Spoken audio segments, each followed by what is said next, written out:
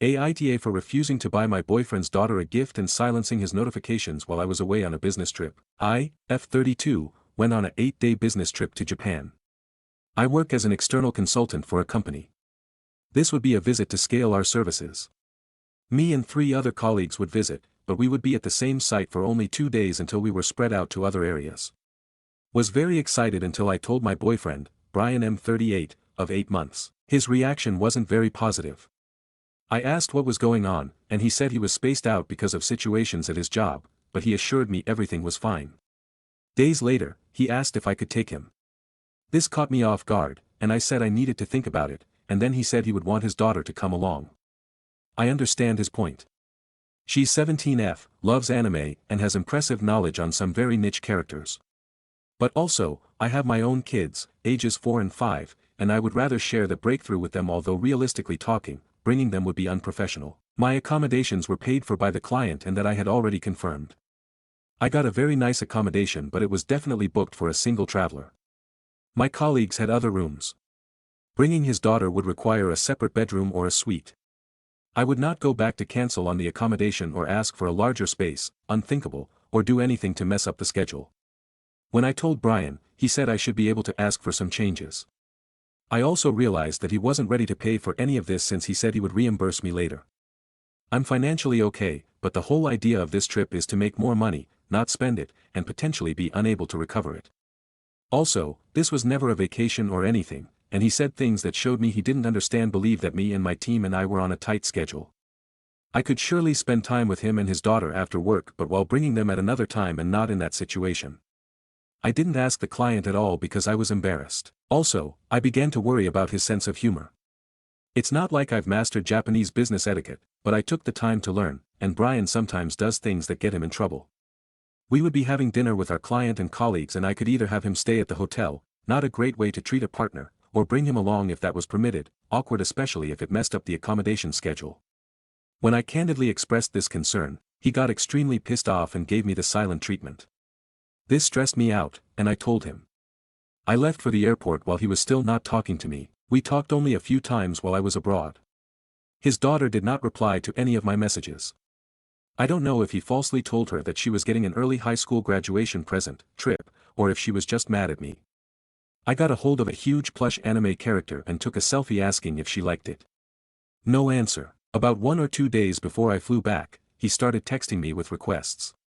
He wanted me to get XYZ, this and that, for his daughter and his nieces. I got very angry because she didn't even reply, but he had no problem asking for more and more stuff, and that put me off. I told him that his daughter never replied to any of my messages, and he didn't say anything about it. I ended up silencing his notifications and buying presents only for my family. When I got back, all I wanted was to spend time with my kids since I've never been away from them. I kept putting off seeing Brian until last Friday when we met for pizza, and he looked uncomfortable. He said I let his daughter down by allowing her to think she was getting the plush toy and was also in disbelief when I confirmed that I didn't bring her anything. I told him that I didn't think it mattered since she completely blanked me out. We had a back and forth, but there was no resolution. I feel more lost than when this whole thing started. I feel like he thinks a gift for his daughter was the solution to everything, and I disagree. I'm doing my best to create a good future, and I'm a bit on the fence about continuing the relationship. I care about him and his kid, but I'm afraid of being dragged down, and the way he pressured me made me really uncomfortable. I'm also a bit hurt because I had built a relationship with his daughter, and not getting a single reply to my messages is honestly a bad look. I'm tempted to think that she's either angry because I didn't agree to bringing them along or that maybe he told her to ignore me. I'm planning on ending things because I need clarity, but also, maybe I'm being unfair. I think there's the possibility that he got overly excited and got carried away, but I know he will likely be unable to pay me back. Aita, comments. Commenter, never bring family on a business trip. Not even to Orlando. A woman I worked with did, and we all thought it was weird, and then she spent her evenings with them instead of on the group outings. Completely unprofessional. Reply, that's exactly what I didn't want. Didn't make any sense at all. Commenter, in Japan respect is very important. Bringing them would show you did not respect this business meeting. And it seems he does not know how to behave in many situations. Reply, yes, I told him many times. I don't know of any setting where what he wanted would be okay. Top comment. Commenter 1, his demands were insane. Cut your losses and don't feel even a bit guilty. Commenter 2, This guy showed OP a laundry list of red flags. OP needs to move on. Update. Thanks to everyone for their advice and input. I just wanted to clarify about the plush toy incident.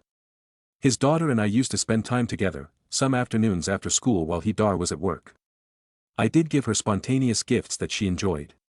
We would email and text each other during her time with her mom, joint custody. When I sent the toy picture, I wanted to know if it was up her alley. I would have bought it if she said she liked it but got the silent treatment instead. I know some of you think I was wrong for not bringing her anything, but part of my decision to leave him comes from feeling like they acted like an exclusive clique where others can't be accepted unless they give to them.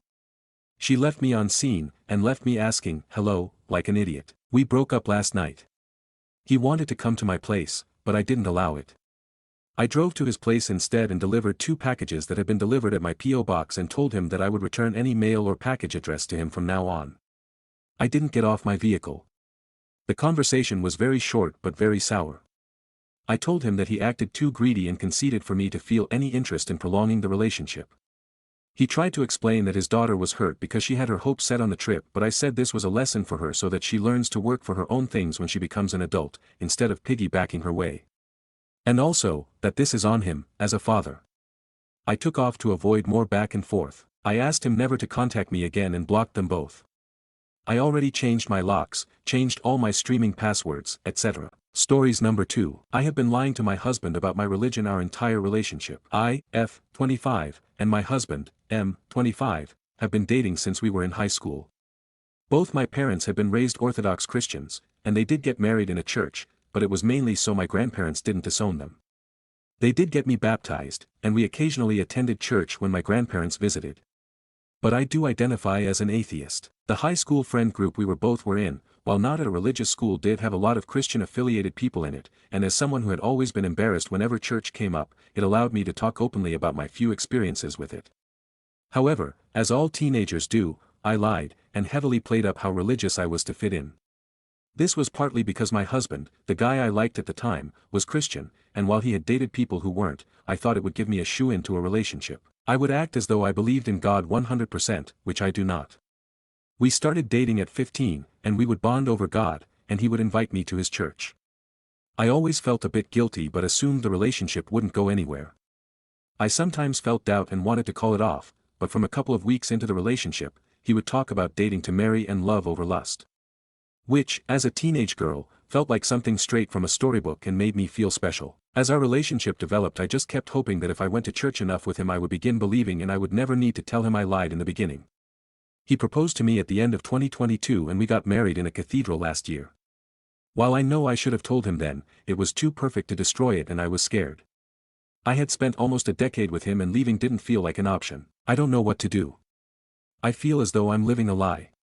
He doesn't believe in divorce, so even if I was to tell him, I don't know what would happen. Comments. Commenter 1. You manipulated him and the reality is, you can't live like this forever.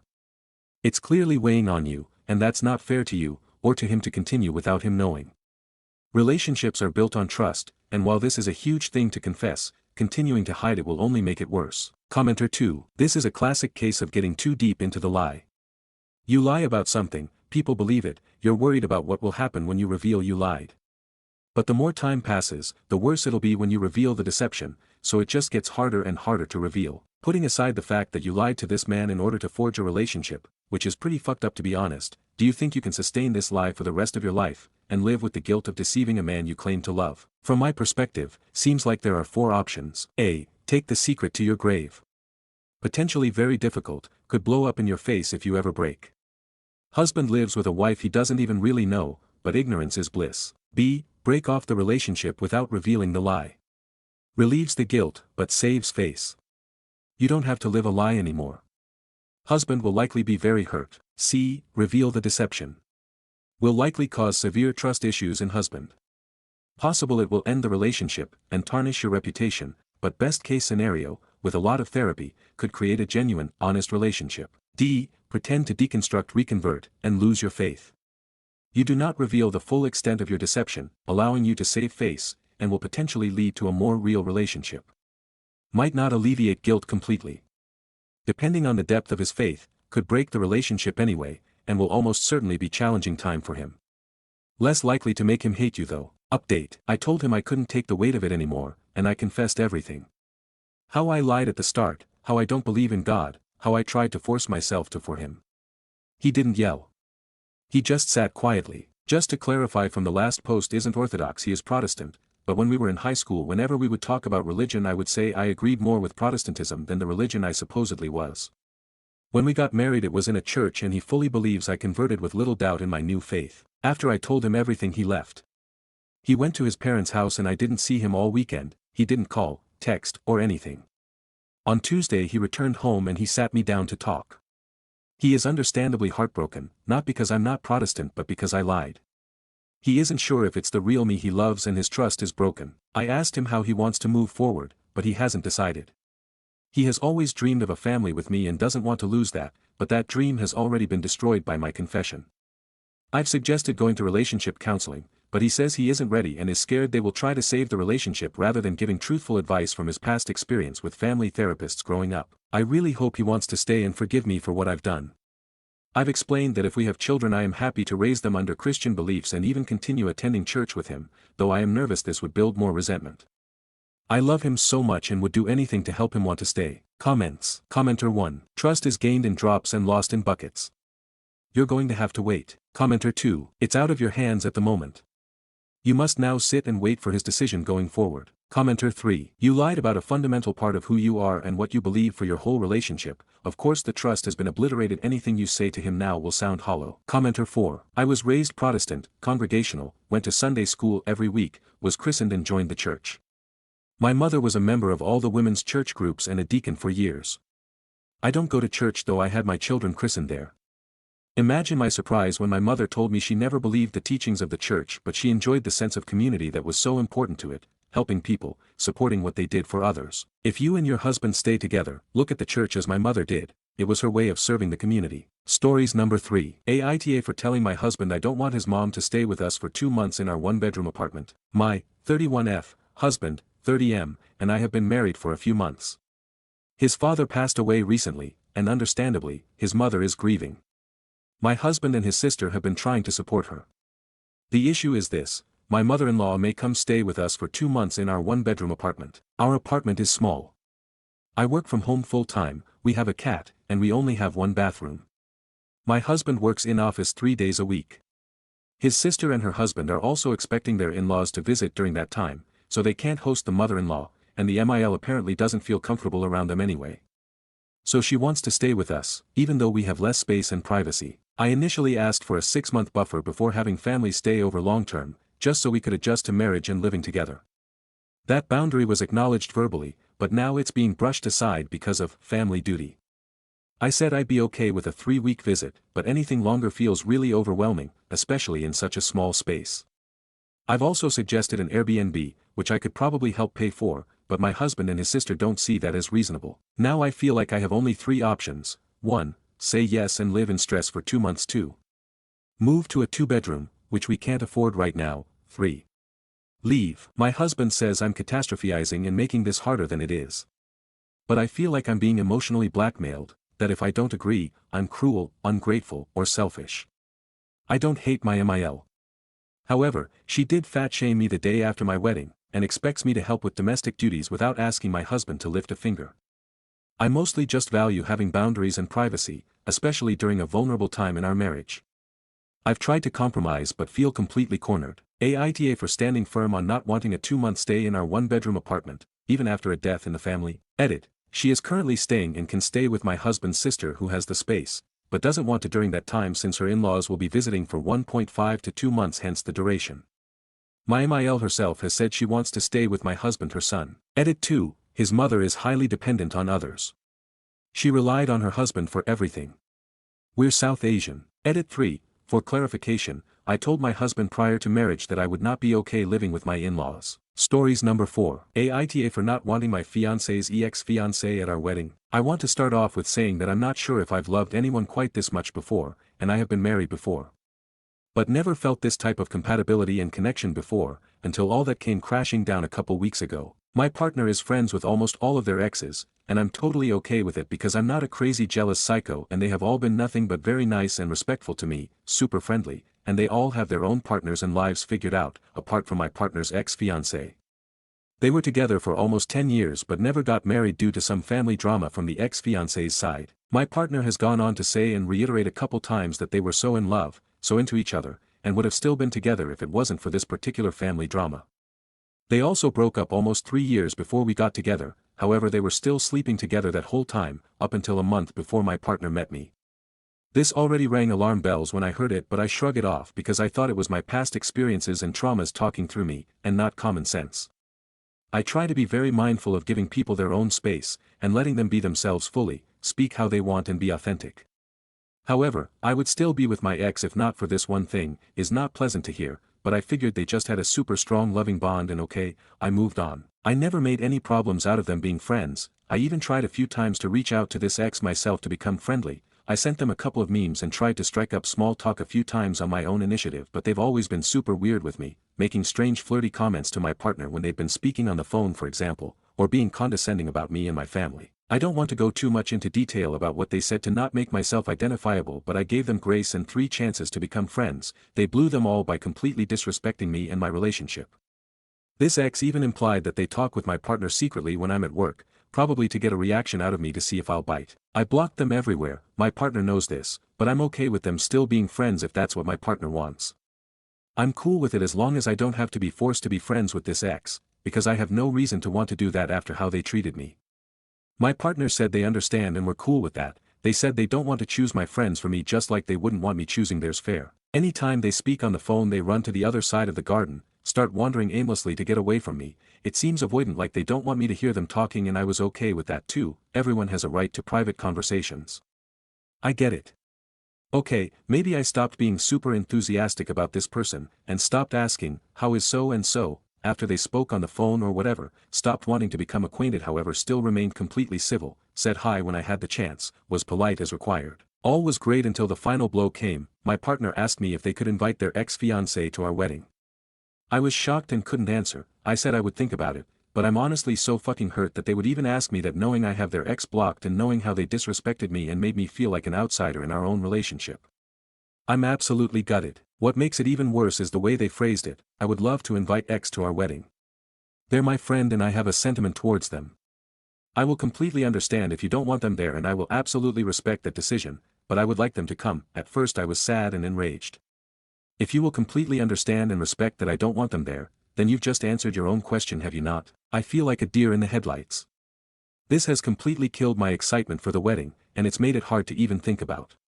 In previous relationships my boundaries were violated to quite an extreme extent, and my partner knows this. The wedding I had before was a sham. It wasn't mine, wasn't how I wanted. I had to compromise a lot and do things in spite of myself back then. It was awful, not only the wedding but the whole marriage. Both me and my ex contributed to that fact. I've taken full accountability for my part in it, and I've gone through extensive psychotherapy to learn to love myself again and set healthy boundaries, speak up for myself and be assertive, among other things. I've been in that healthy space for over 3 years now. However, after hearing that question I feel like I've taken 100 steps back, and the ache is so deep it's giving me cold feet about the whole wedding. I feel small and insignificant, like an afterthought, a plaster for an ache of an unrequited love, like a fucking second choice. I love my partner completely and I want them to be happy. That's why I think if they really want their ex to be there and it means a lot to them, then they should be able to do that. However, I also love myself and want to put my peace and well-being first, so I'm totally stuck. On one hand I think I have a right to feel how I feel, on the other hand I don't want to seem totally unreasonable. I'm not and never have been the type to give anyone ultimatums. I would never say, it's either me or them, but at this point I don't think I can do it. Any advice would be greatly appreciated, and if I get none, at least it feels good to write it down and get it off my chest to process it before I ultimately have to talk to my partner about it. I don't want to lose them, but I also don't want to lose myself again in the name of love. I'm happy to never get married again if that's what it takes to keep myself and my boundaries intact. I'm done being a pushover. Am I the asshole? Relevant comments. Commenter 1. Your first mistake was entering a relationship with someone who is friends with all their exes. Seriously, 1 or 2 but all of them. The second mistake was carrying on a relationship with someone who best friends with an ex they were fucking up until a month before they met you. Third mistake and biggest was getting engaged. Your partner and the ex are either still fucking or will give in to temptation at some point. Save yourself the pain and end this. They're laughing in your face right now. The fact this ex was brazen enough to taunt tells me that they're intimate. I don't care what you think. My partner has gone on to say and reiterate a couple times that they were so in love, so into each other, and would have still been together if it wasn't for this particular family drama. They also broke up almost 3 years before we got together. However, they were still sleeping together that whole time, up until a month before my partner met me. You should have been running for the hills the minute you heard this instead of bending over backwards to accommodate this foolishness. But you love so much them, right?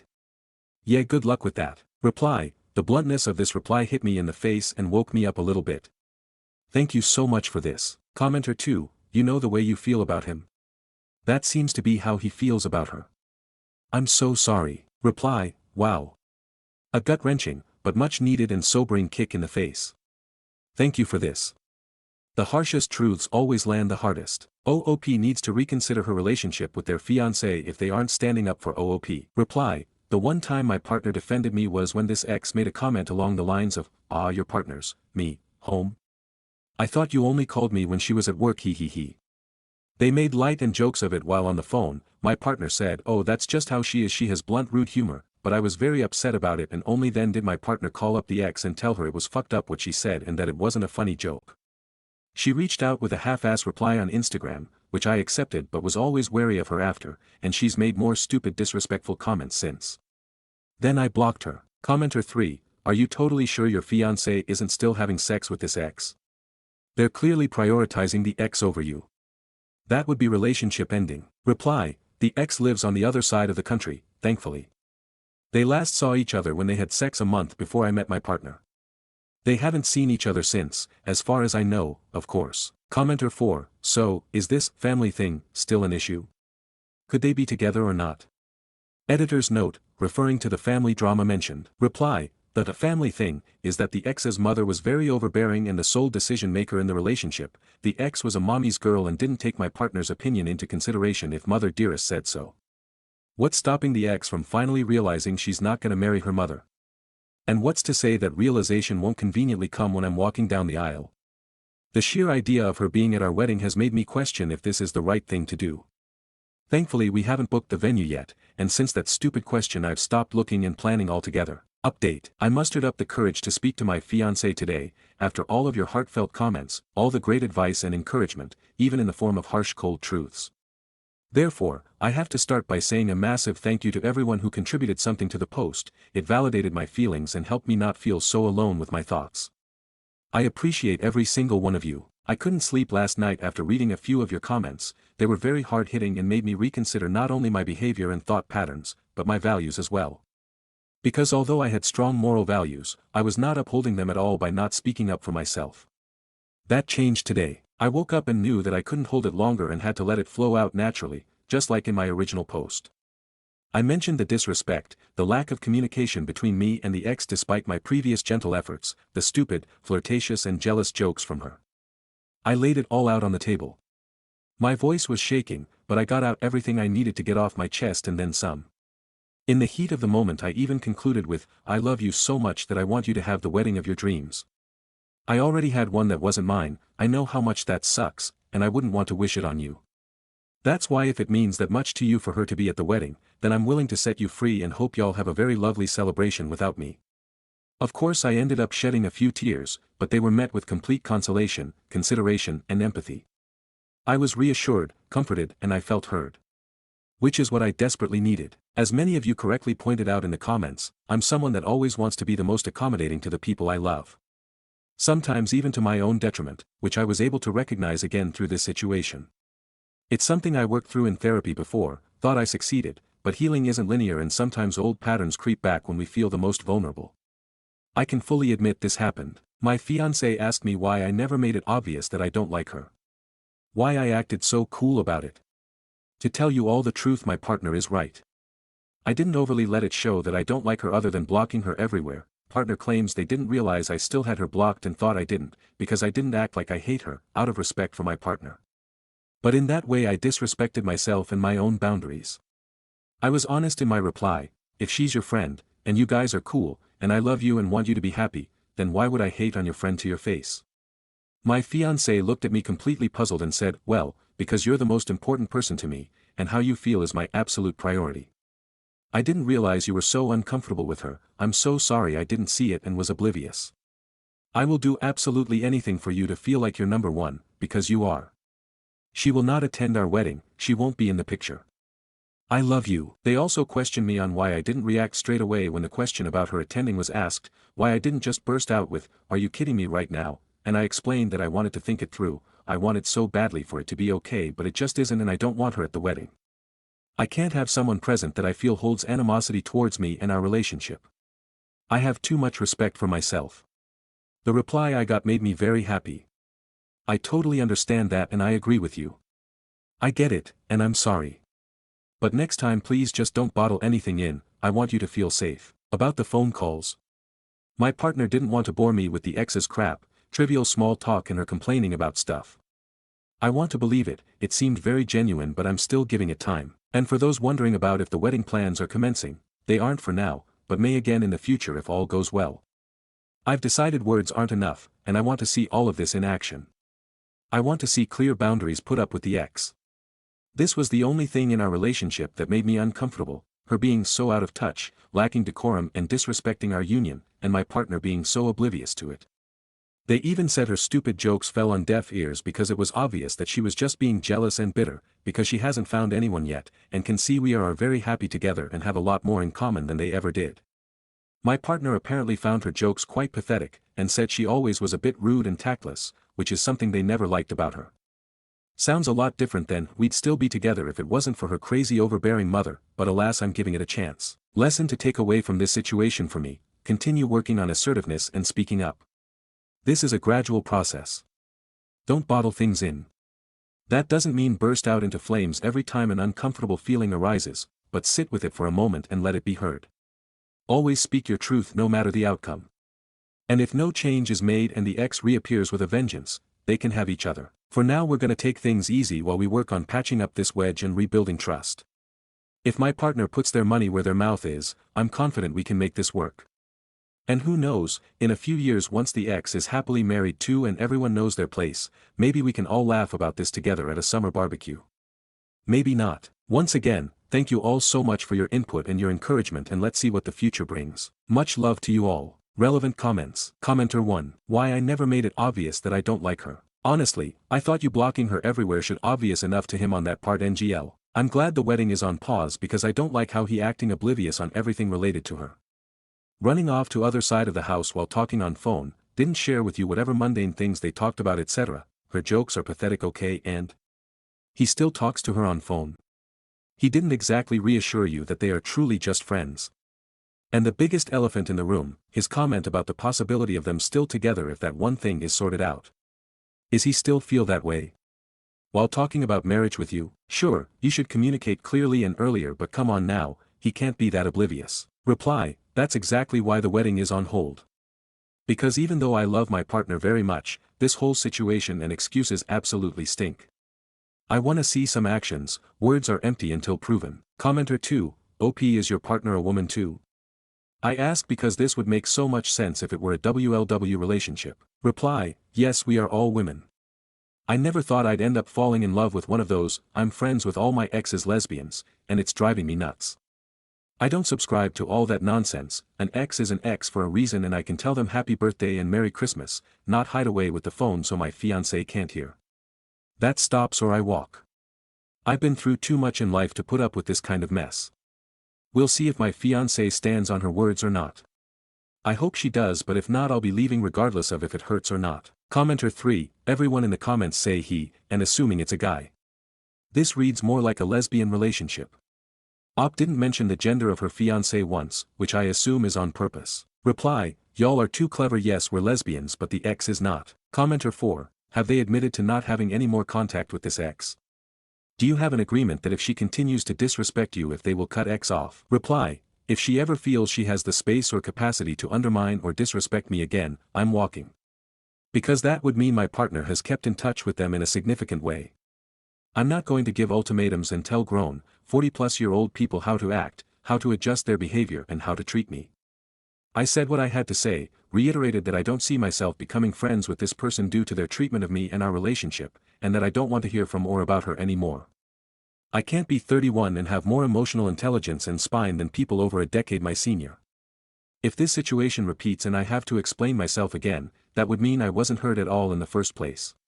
If that turned out to be the case, I wouldn't see any point in the relationship going forward. Stories number 5. Original post by First OOP.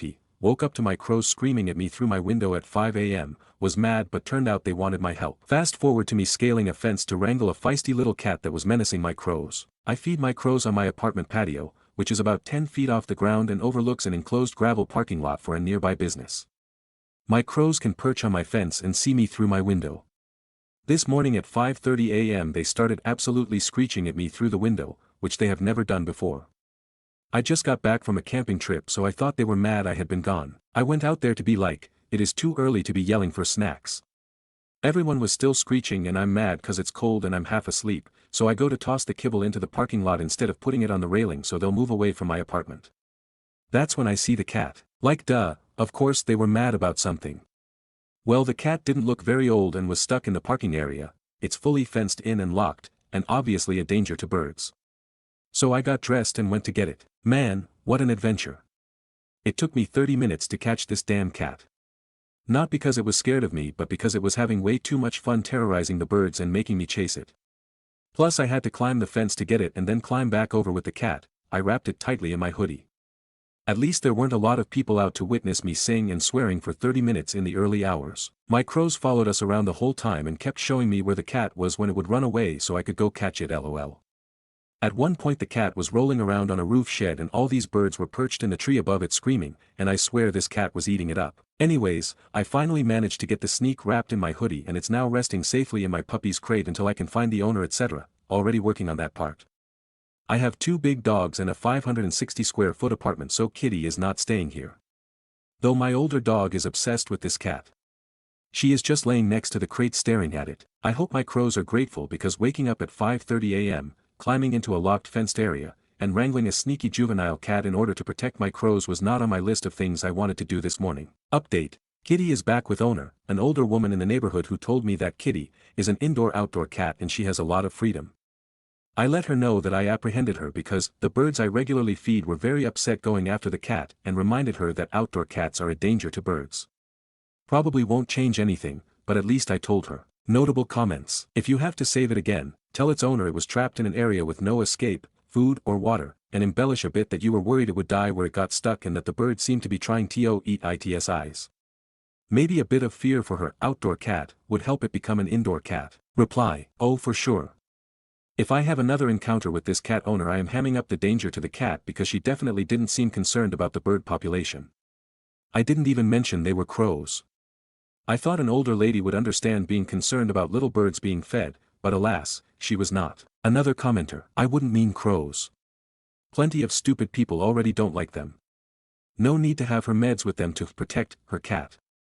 I would point out you've seen rodent pellets out, and her cat can die from eating a poison mouse. Reply. Oh, I would not mention the crows as I know that most people don't realize that they are smarter than most pets and have no appreciation, idiots, for their beauty and perfection. I would likely mention eagles, falcons, ospreys etc. as we have tons of much more dangerous predator birds in this area that really could hurt her cat. ETA, the rodent traps pellets are a good idea.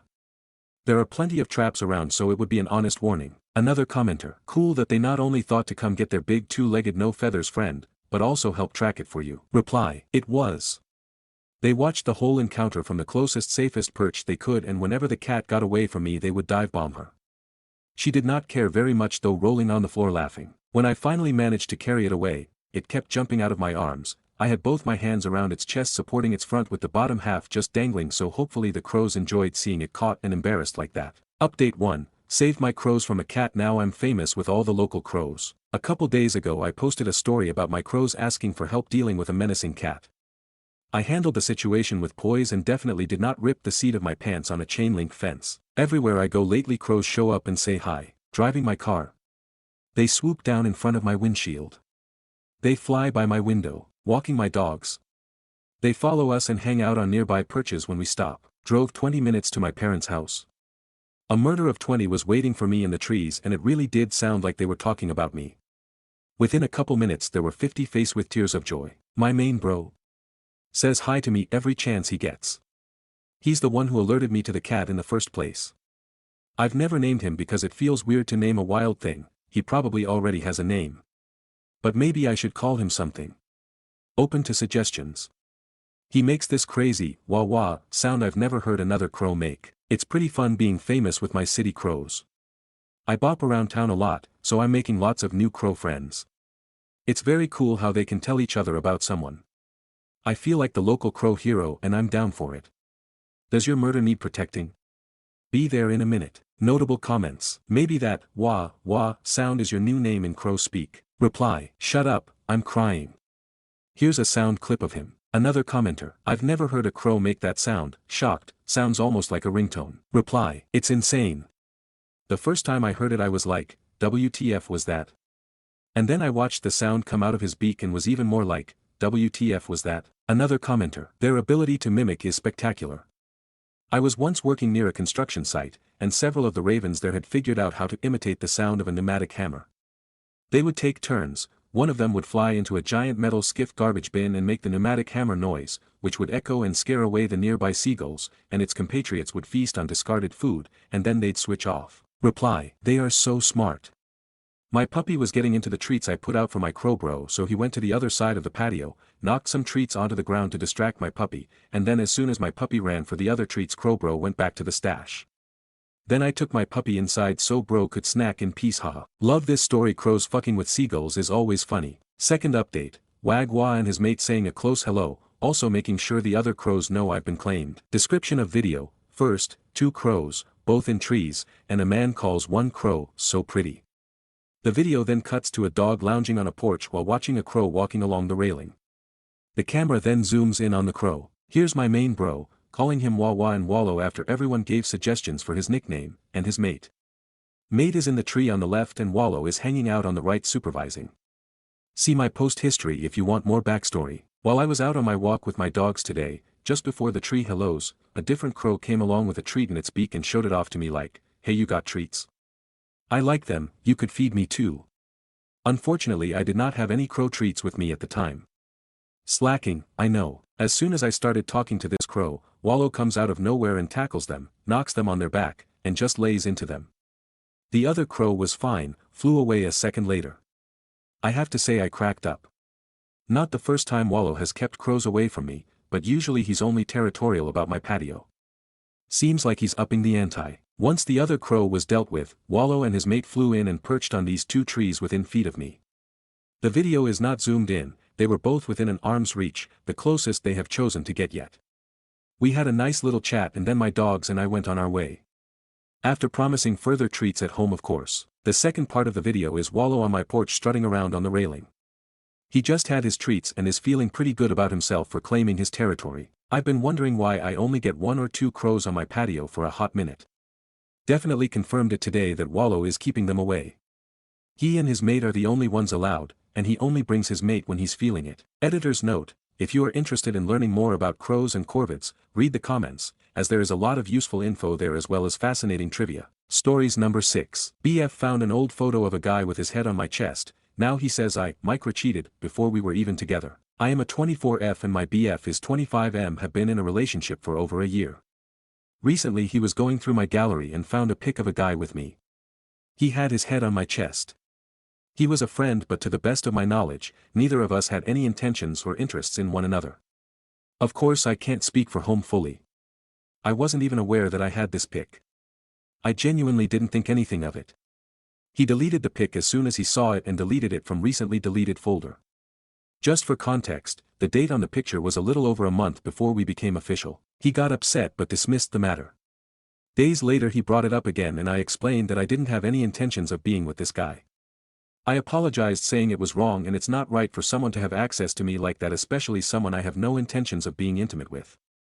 I'm generally a very friendly person and I'm always hugging everyone, even the homeless.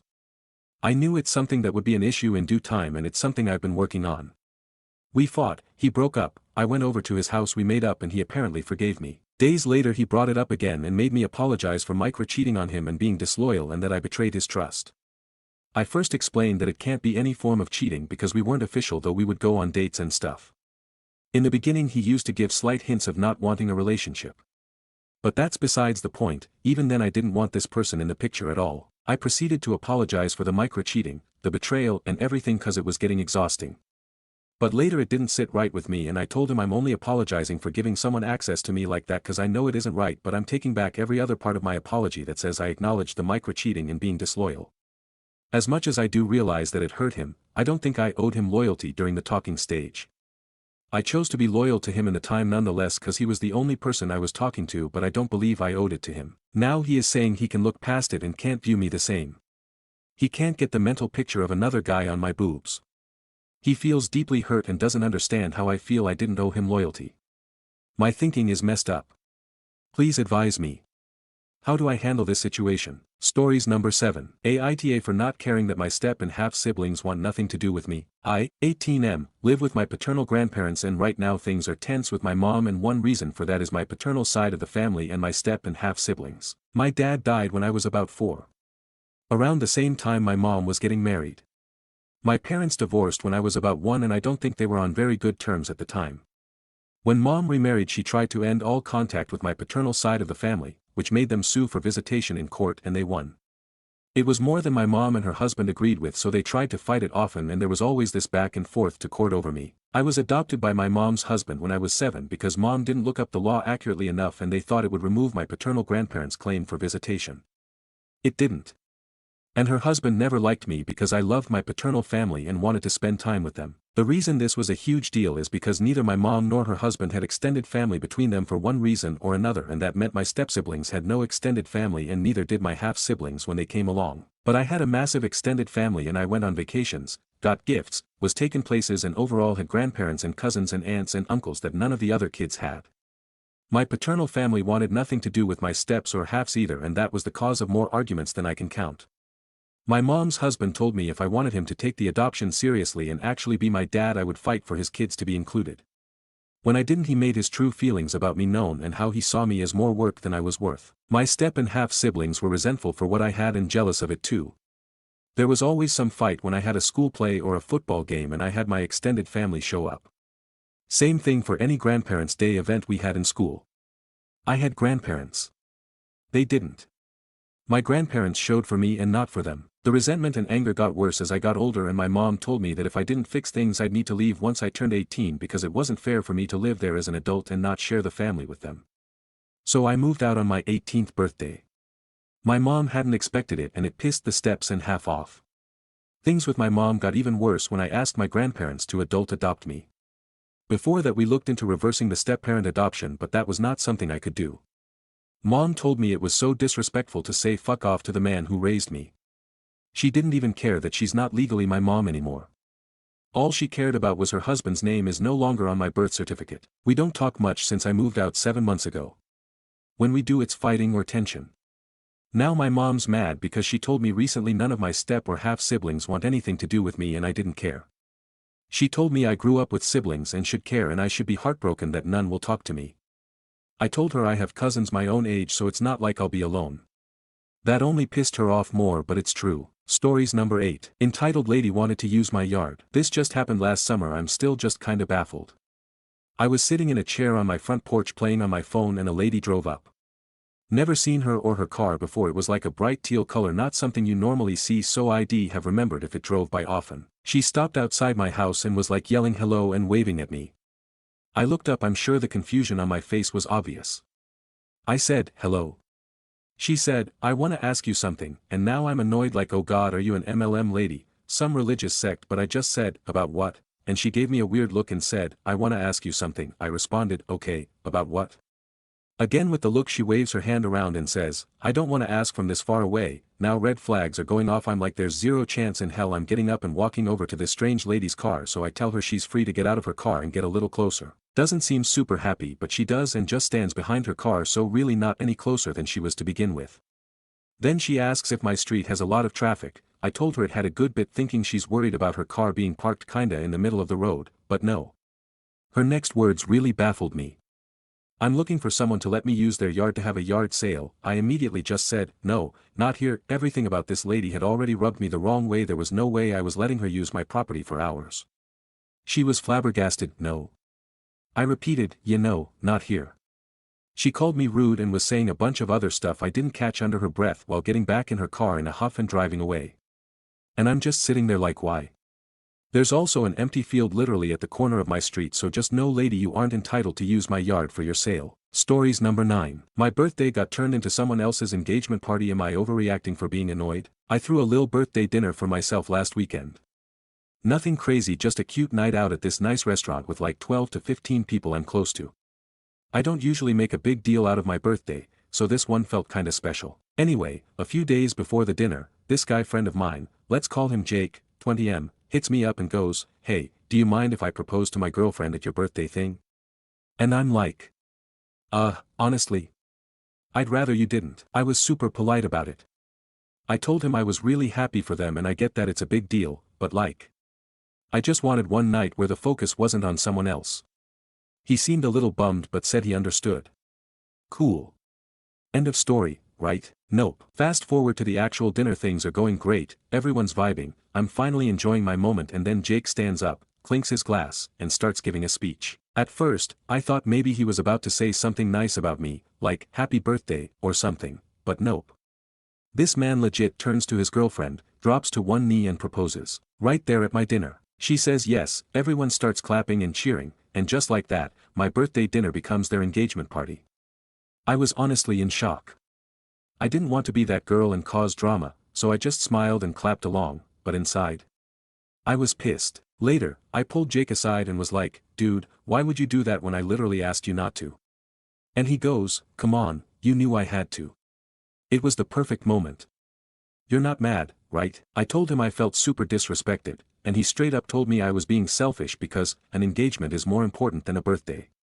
Bro, what? Now a couple of our mutuals are saying I should just be happy for them and stop making it a thing, but I can't help feeling like they totally hijacked my night. Stories number 10. He thinks he took my virginity all these years, I didn't have the heart to tell him. So I, 33F, was so in love with my high school partner and I wanted him to be my first.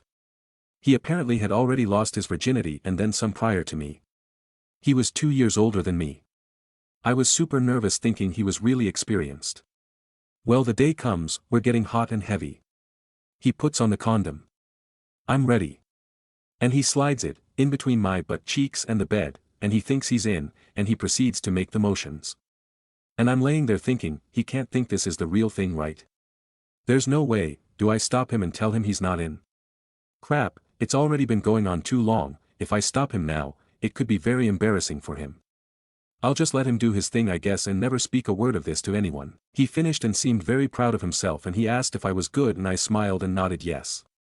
LOL. He then told everyone in school that day that he took my virginity and was super proud of it. We ended up breaking up shortly afterwards. He got suspended from school and joined the military right after, I think.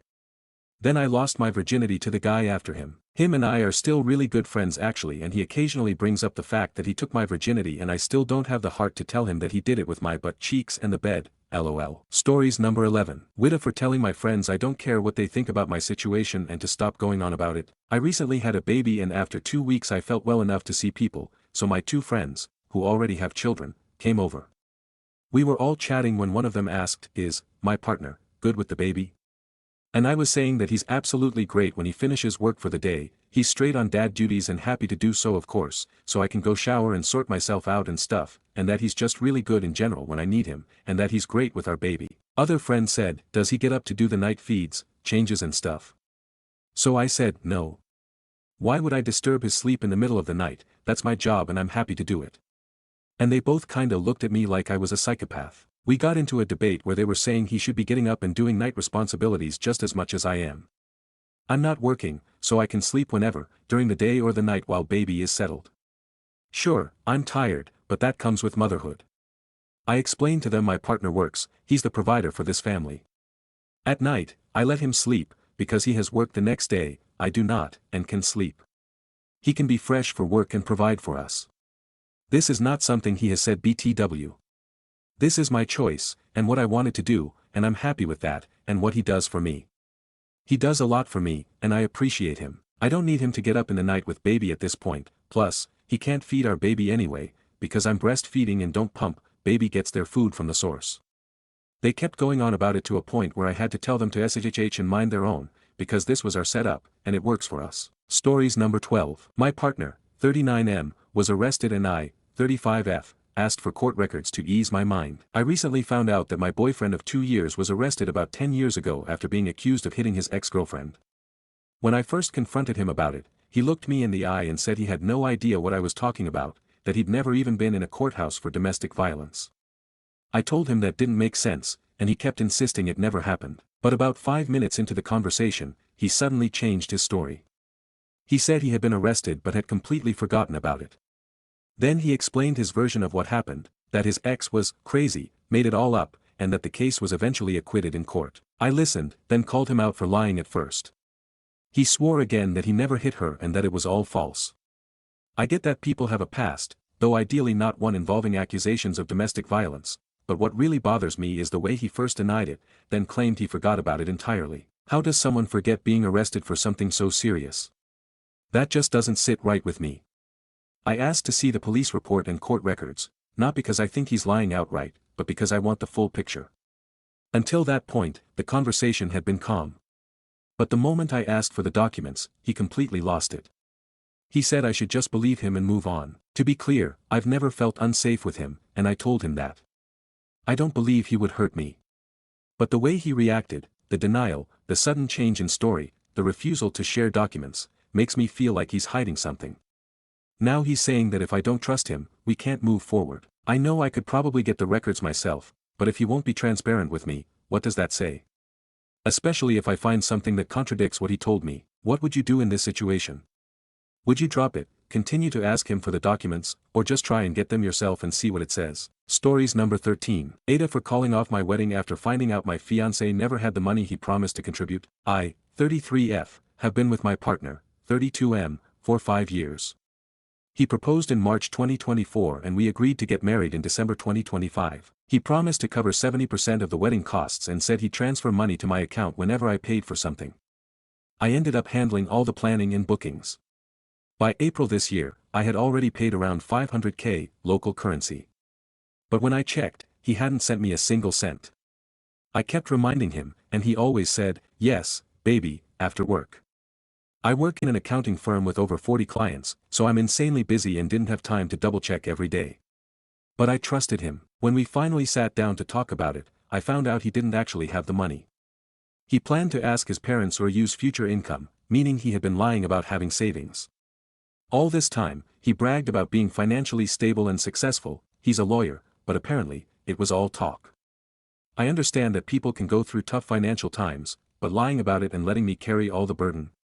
That felt like a betrayal. I decided to call off the wedding and the relationship. Now he's throwing the wedding expenses in my face, even though I did all the work. My parents think I should go through with it since the engagement has already been announced to family. Aita for calling it off. I feel heartbroken, used, and honestly, fooled. And seriously, if you can't afford to get married, why propose in the first place? Comments. Commenter, because you already announced it, is among the worst reasons to go through with a marriage. Reply, I'd rather save my future than to save face LMAO. Commenter, for real. If trust is broken before the marriage, what more after? Not worth the risk. And TBH, it's really non-negotiable for me. Update. Hi everyone, thank you so much for the support. I didn't expect my post to get much attention, but reading your responses helped me feel less alone and more validated in what I was feeling. It's been a week since I called everything off. He's been texting and calling non-stop, flip-flopping between apologizing and guilt-tripping me. At one point he said, "We can still fix this, it's just money." But it was never just about the money. It was the lying, the manipulation, the months of pretending to be someone he wasn't, and letting me drown financially and emotionally while he played the role of the dependable fiancé. I'm staying with a close friend for now while I sort things out. I've cried more than I thought possible, but each day I feel a little lighter. The fog is lifting. His family finally reached out, trying to mediate. His mom even asked if we could just scale down the wedding instead of canceling it. I told them very calmly that there is no wedding to scale down. I'm done. And I mean it. I've also started looking through everything I paid for, checking which vendors I can cancel or get partial refunds from. It sucks, NGL, but I'd rather lose money than lose myself in a marriage built on lies. My parents are slowly coming around. My dad said something last night that really hit me: it's better to disappoint people for a moment than to disappoint yourself for a lifetime. I don't know what comes next. But I know what I left behind, and I know it was the right thing to do. Thank you so much again, you really helped me a lot. Stories number 14. Aita for telling my neighbor to stop using my assigned parking spot after she parked there every day for weeks and got mad when I called her out. Okay, so this might get long or make no sense. I honestly don't even care anymore. LMAO, I'm still low-key mad and confused. How TF did this turn into a whole thing? I'm 30, live in this little apartment complex W 20 units. Every apartment has their own parking spot that comes with rent, super basic. I've been here for 3 years, always parked in the same spot right outside my building, easy. Then 2 months ago this lady, I barely even know her far, I just see her sometimes in the hallway, never talked really, starts parking in my spot. I think she's late 40s maybe 50s ick. We're calling her Karen BC, yeah. Anyway, the first time it happened I figured okay, maybe she's just dropping something off or forgot which spot was hers. Whatever, didn't say anything. But then it keeps happening. Every day. I'd come home and boom, there she is. Just vibing in my spot like it's hers. So now I'm parking across the lot or squeezing into visitor spots that are not even close, and it's super annoying, especially when it's dark or raining or I've got groceries or literally just want to go home and not do laps around the building. After a week I left a lil note. Nothing mean. Literally just, hey, this is my spot, please don't park here, thanks, smiley face, friendly even. I put a smiley face. I was being nice. Next day she's at my door mad, full on annoyed face energy. Says she has permission from the landlord to park there because she doesn't have her own spot. I'm huh. That's news to me. Told her okay, but could you maybe show me something in writing because if this spot is in my lease, I pay for it, it's mine. She starts getting loud I've been parking there for weeks and it's not that serious, and that I'm being rude for asking. I was bro, I'm not even yelling, I just want to park where I'm supposed to. Then she says, why don't you just share it, and I swear my brain stopped working. Girl, what? This is not a snack, we're not sharing cookies, it's a parking spot. Tied to my apartment. WDYM share. Anyway, I told her again if she really has permission then cool, just show me. If not, can you please just not park there? She gets mad again, says I'm being hostile, and she's gonna tell the landlord I'm making trouble for the building. So next day I go to the landlord and ask what's going on, and turns out she has zero permission. Flat out no. Landlord was yeah, no, that spot's assigned to you and we don't reassign them unless there's paperwork. So I'm okay, great, thank you, please tell her to stop. Thought it was over, LMAO no. She starts being all passive aggressive, parks right next to me, so close I literally had to crawl in from the passenger side once. Leaves notes on my windshield selfish people make bad neighbors, girl, are we 12? What is this, middle school? And then I find out she's been telling neighbors I'm harassing her over a one-time mistake. One time. She's been doing this for weeks. Lying to everyone I'm some psycho over a single incident. I literally left one note and asked a question.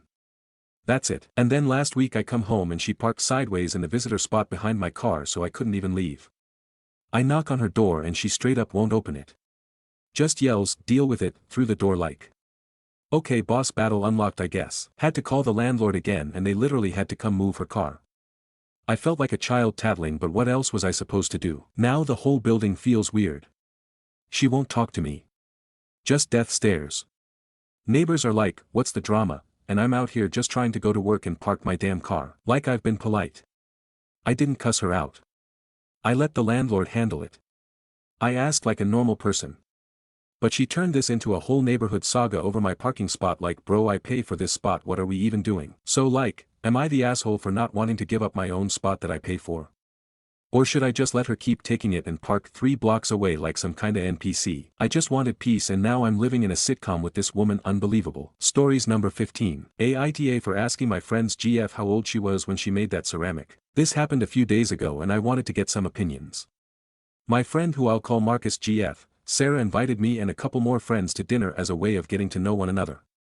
Marcus had told us before that Sarah has been interested in ceramics since she was a kid and there were a lot of them displayed in her home.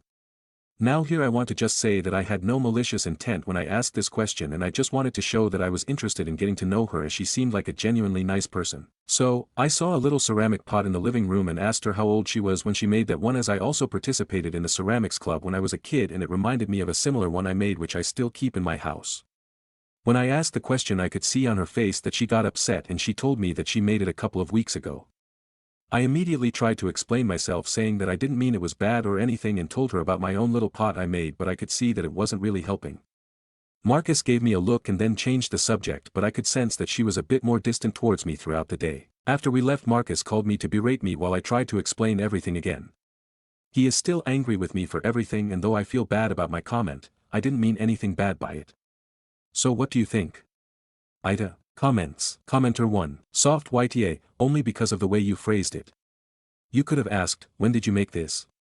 Asking her how old she was makes it seem like you thought it looked like a child's work. Commenter 2. This is the right response. OP definitely put their foot in their mouth with the phrasing LOL. A simple, oh, when did you make this piece? Maybe even followed by something like, I used to be into ceramics when I was younger, so I can appreciate the time and effort put into something like this. My 2 cents. Commenter 3. NTA, I'm not by any means an artist, and it's very apparent. I went to Color Me Mine years ago and painted a ceramic container. I painted a flower on the lid. It was god-awful. I gave it to my mom. Being a mom, she proudly displayed her adult daughter's work of art. I was over one day, and my mom had a visitor. He commented on the container. My mom proudly told him I painted it. He smiled and asked me how old I was when I painted it. I said, this old. And I just couldn't stop laughing. I mean, I knew it was awful. He apologized and I said, no need to apologize, it does look like a child painted it. My mom never stopped displaying it. I understand where you were coming from. I'm sure the GF was embarrassed, but you did not intentionally set out to embarrass her. It was just an unfortunate case of foot and mouth. You'll know better next time. Update. I don't know if anyone gives a shit, but just because I thought I would make an update. My judgment was NTA, but the real judgment was that I was an idiot, which I agree with. So today I talked with Marcus and asked him if he could ask Sarah if she was available today and if she would be open to having a chat, as I wanted to apologize and talk to her about everything. She ended up agreeing to meet with me, and so I went to her place. I apologized profusely for what happened and told her that I didn't mean to compare her talent or art to that of a child, because she was in fact very talented. Thankfully she accepted my apology. I also told her that I liked the pot she made a lot and showed her the one I made. She said that while it was very cute, it also looked like absolute dog's hit, which is giving it more credit than it deserves. After that, I also showed her my ceramic bowls, which hold no competition to their prehistoric counterparts, and my ceramic swan, which never really grew out of its ugly duckling phase. We laughed and talked for a while, and she offered to show me some more of her artwork, which I was very happy about. After everything, she even took me to the basement, which also doubled as her ceramic studio, to show me around there as well. Seeing the opportunity, we decided to get our hands dirty and made a friendship bowl type thing together, which was very fun. Overall, I would say it was a very good day and a successful apology. Comments. Commenter 1. Well done. Shocking to see two people behaving like rational adults. Commenter 2. Quick, get them off Reddit, I'm not sure that's allowed, they're too pure. Stories number 16. 40F grossed out over nearly everything my husband, 40M, does. How do I get over it? I, 40F, and my husband, 40M, have been together since high school. We have built a financially stable and respectful relationship. He is a great father and role model to our young children. He does equal share around the house, laundry, cooking, parenting, etc. Over the past 3 to 5 years, I'm continuously finding him less and less attractive. We've been to counseling together over this. And we've had many peaceful conversations, but nothing seems to improve, from my perspective. I'm going to list a few examples, and before Reddit jumps on me saying these things are stupid, please understand we've been together for a long time, and all the little things eventually snowball into big things. He forgets about 70% of our conversations. I'm having to give him reminder receipts on everything we've talked about. He snores while awake, literally. His face and hair smell so bad, to me, anyways. I'm pretty sure it's just his bodily oils. When he wants attention, he gets really immature and starts talking in a baby voice. He leaves boogers and skin flakes in around the sink. I could go on with more examples, but let's not keep you here forever. We have talked about every single one of these things, and more. If there could be a medical issue, he's been to a doctor. Everything is fixable, but it's not being fixed. I know I'm not perfect. But these things seem to irritate me to my core. I feel like screaming at the top of my lungs, bashing my head through a wall. That's dramatic, but I feel desperate. This cannot be the rest of my life. How do I get over this? Or what can we further do so we can live happily the rest of our lives? Edit, this is really blowing up. And I'm thankful for everyone's comments. Keep commenting. I think a lot of us are finding community, and can resonate with one another. Even in the disagreements, there's quite a bit of valuable information. There's a lot of actionable items I am considering as I plan my next move. More medical checkup specialist appointments, therapy, HRT, big girl conversations, etc. Many balls are up in the air, and I will come back to do an update once I have the ducks in a row. Update. First, thank you to everyone who commented and took the time to share insight. I read as much as I could. As a newbie Redditor, it was pretty overwhelming. Just a few of my own comments. I do recognize I'm in premenopause. I will be talking to my doctor about this.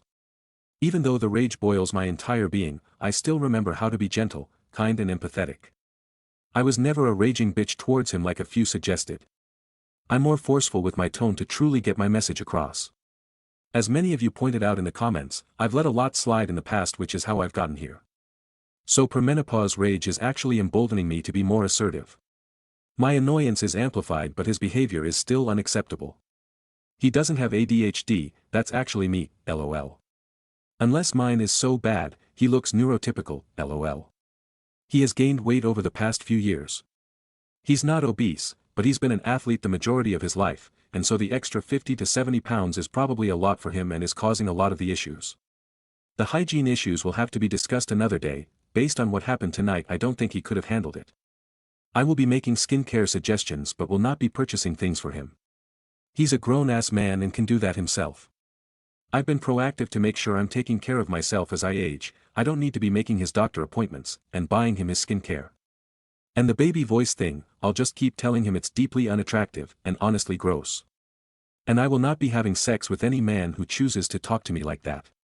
I'm happy to answer any more questions.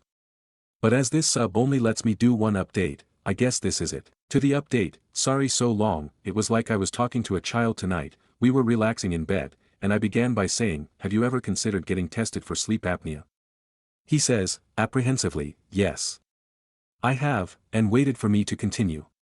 I said, I've been doing some research and I'm wondering if maybe you have it because of the snoring while being wide awake. He said he would like to try exercise first because he knows that's where a lot of his breathing problems stem from. I continued by saying it's not just the snoring, but if it's lack of oxygen, maybe that would explain the weak memory. He continued to say he knows he has a thick neck, and wants to try working out first. I stayed quiet for a long time after this. Eventually, I said, you've been saying you want to exercise for a long time and it hasn't happened. It's fine that you want to get back into shape, but I'm more concerned about the lack of memory and I can't wait around for you to find time to work out. I feel like I can't have meaningful conversations with you. I can't trust you're going to remember them. He just kept going back to the exercise solution. So I said, I'm grasping at solutions to present to you hoping you'll consider something to improve this. This is a you thing now, and I can't do it for you. I've been giving you suggestions for a while, and now including getting tested for sleep apnea. Choose what you want to do, or not, but I can't live like this anymore. It was quiet for a long time, and it was pretty obvious he wasn't really understanding the full scope of it. So I continued to say that I don't have a partner I can trust to have any type of conversation with, because there's no guarantee that he'll remember. I try to have mindless conversation about plans that we have or about the kids, and when he proves again that he can't remember, it makes me feel even more alone. I told him I can't have a partner where I can't connect with or feel I can share important things with knowing I'll be disappointed and let down later. He tried to deflect by asking how often I thought this was happening. Let me tell you, if I was a violent person, now is about the time I would have ripped his eyeballs out. He seriously was not understanding the severity of this. I said, it happens enough that I try to give you a little, but when you forget I'm reminded all over again that you do this often enough. I'm angry all the time about it, is how often you forget. If you need that indicator, he acknowledged this. I asked him if he noticed the majority of our conversations over the past few years happen over text. I told him this is because I think if it's in writing, at least he can go back and reread and remind himself. This is why I don't want to talk to him in person anymore. He deflected again by saying he thought we texted more because the kids aren't around and it's easier to focus and have conversation. He thought I wasn't talking to him in person because I'd rather be on my phone or reading. I told him I do those things because I don't want to talk to him in person. I finally said he needs to figure this out because I can't live like this. It's lonely and isolating. I can't talk about anything from silly, meaningless things to more serious issues. I need a partner who's stepping up for me and wants to have an integrated life. When I feel disconnected from him, it seeps into every other aspect of our relationship and there's no connection happening anywhere because of this. I reminded him to choose what solution he wants to explore, but I won't be providing any more suggestions. This is a him thing to fix. And if it doesn't get it figured out, I don't think I can survive the relationship. I left it at that. He rolled over, and didn't say anything. So, I guess, the decision is on him now. I hope my message was clear. I don't know if he'll actually pursue anything, but I know if nothing changes I am done with this marriage.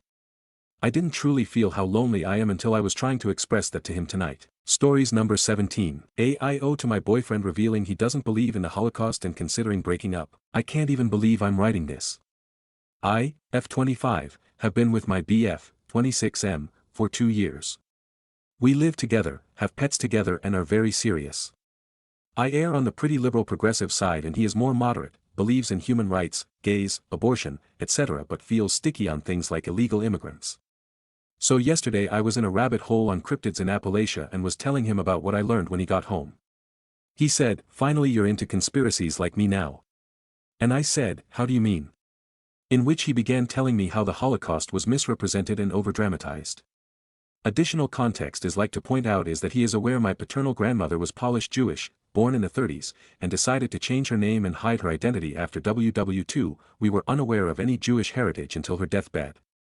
He also likes to flex his people's suffrage, referring to his Native American side, which boils down to a rumor his grandmother might be part something. I asked him to show me why he thinks that and he could only find one PDF from a known Holocaust denier fueled by opinion-based hated. I made him sleep in the guest room and I don't even know where to go from here. Am I overreacting considering this to be a turning point? Edit, can y'all please be nice to me through this? I understand I would give the same advice to a friend but it's murky and hard to see when you're inside this mess and it's also painful and betrayal coded. This is a huge deal and splitting out pets, lease, phones, etc. is a big decision. I fully hear all of you and am not being ignorant, I'm shell-shocked and still processing everything and how I could do all of this on my own. Stories number 18. I want to strangle my son. So my 37M, idiot son, 13, just got himself expelled from school.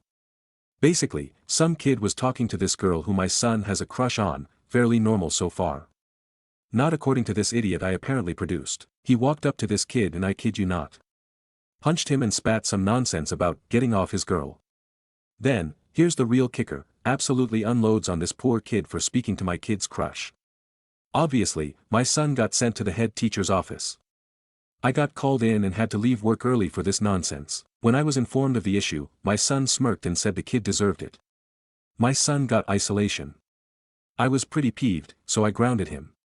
But, oh no, he hasn't been expelled yet. After getting to school, he proceeds to skip isolation and pull the fire alarm. Everyone gets sent outside, the fire people come, nothing is wrong. They find out it's my son and have him expelled for continuous misbehavior or something like that. This kid still doesn't think he's done anything wrong, so, now I have to get this kid homeschooled until we can move him to a new school. One big problem with that. I work from 8 in the morning to 5 in the evening.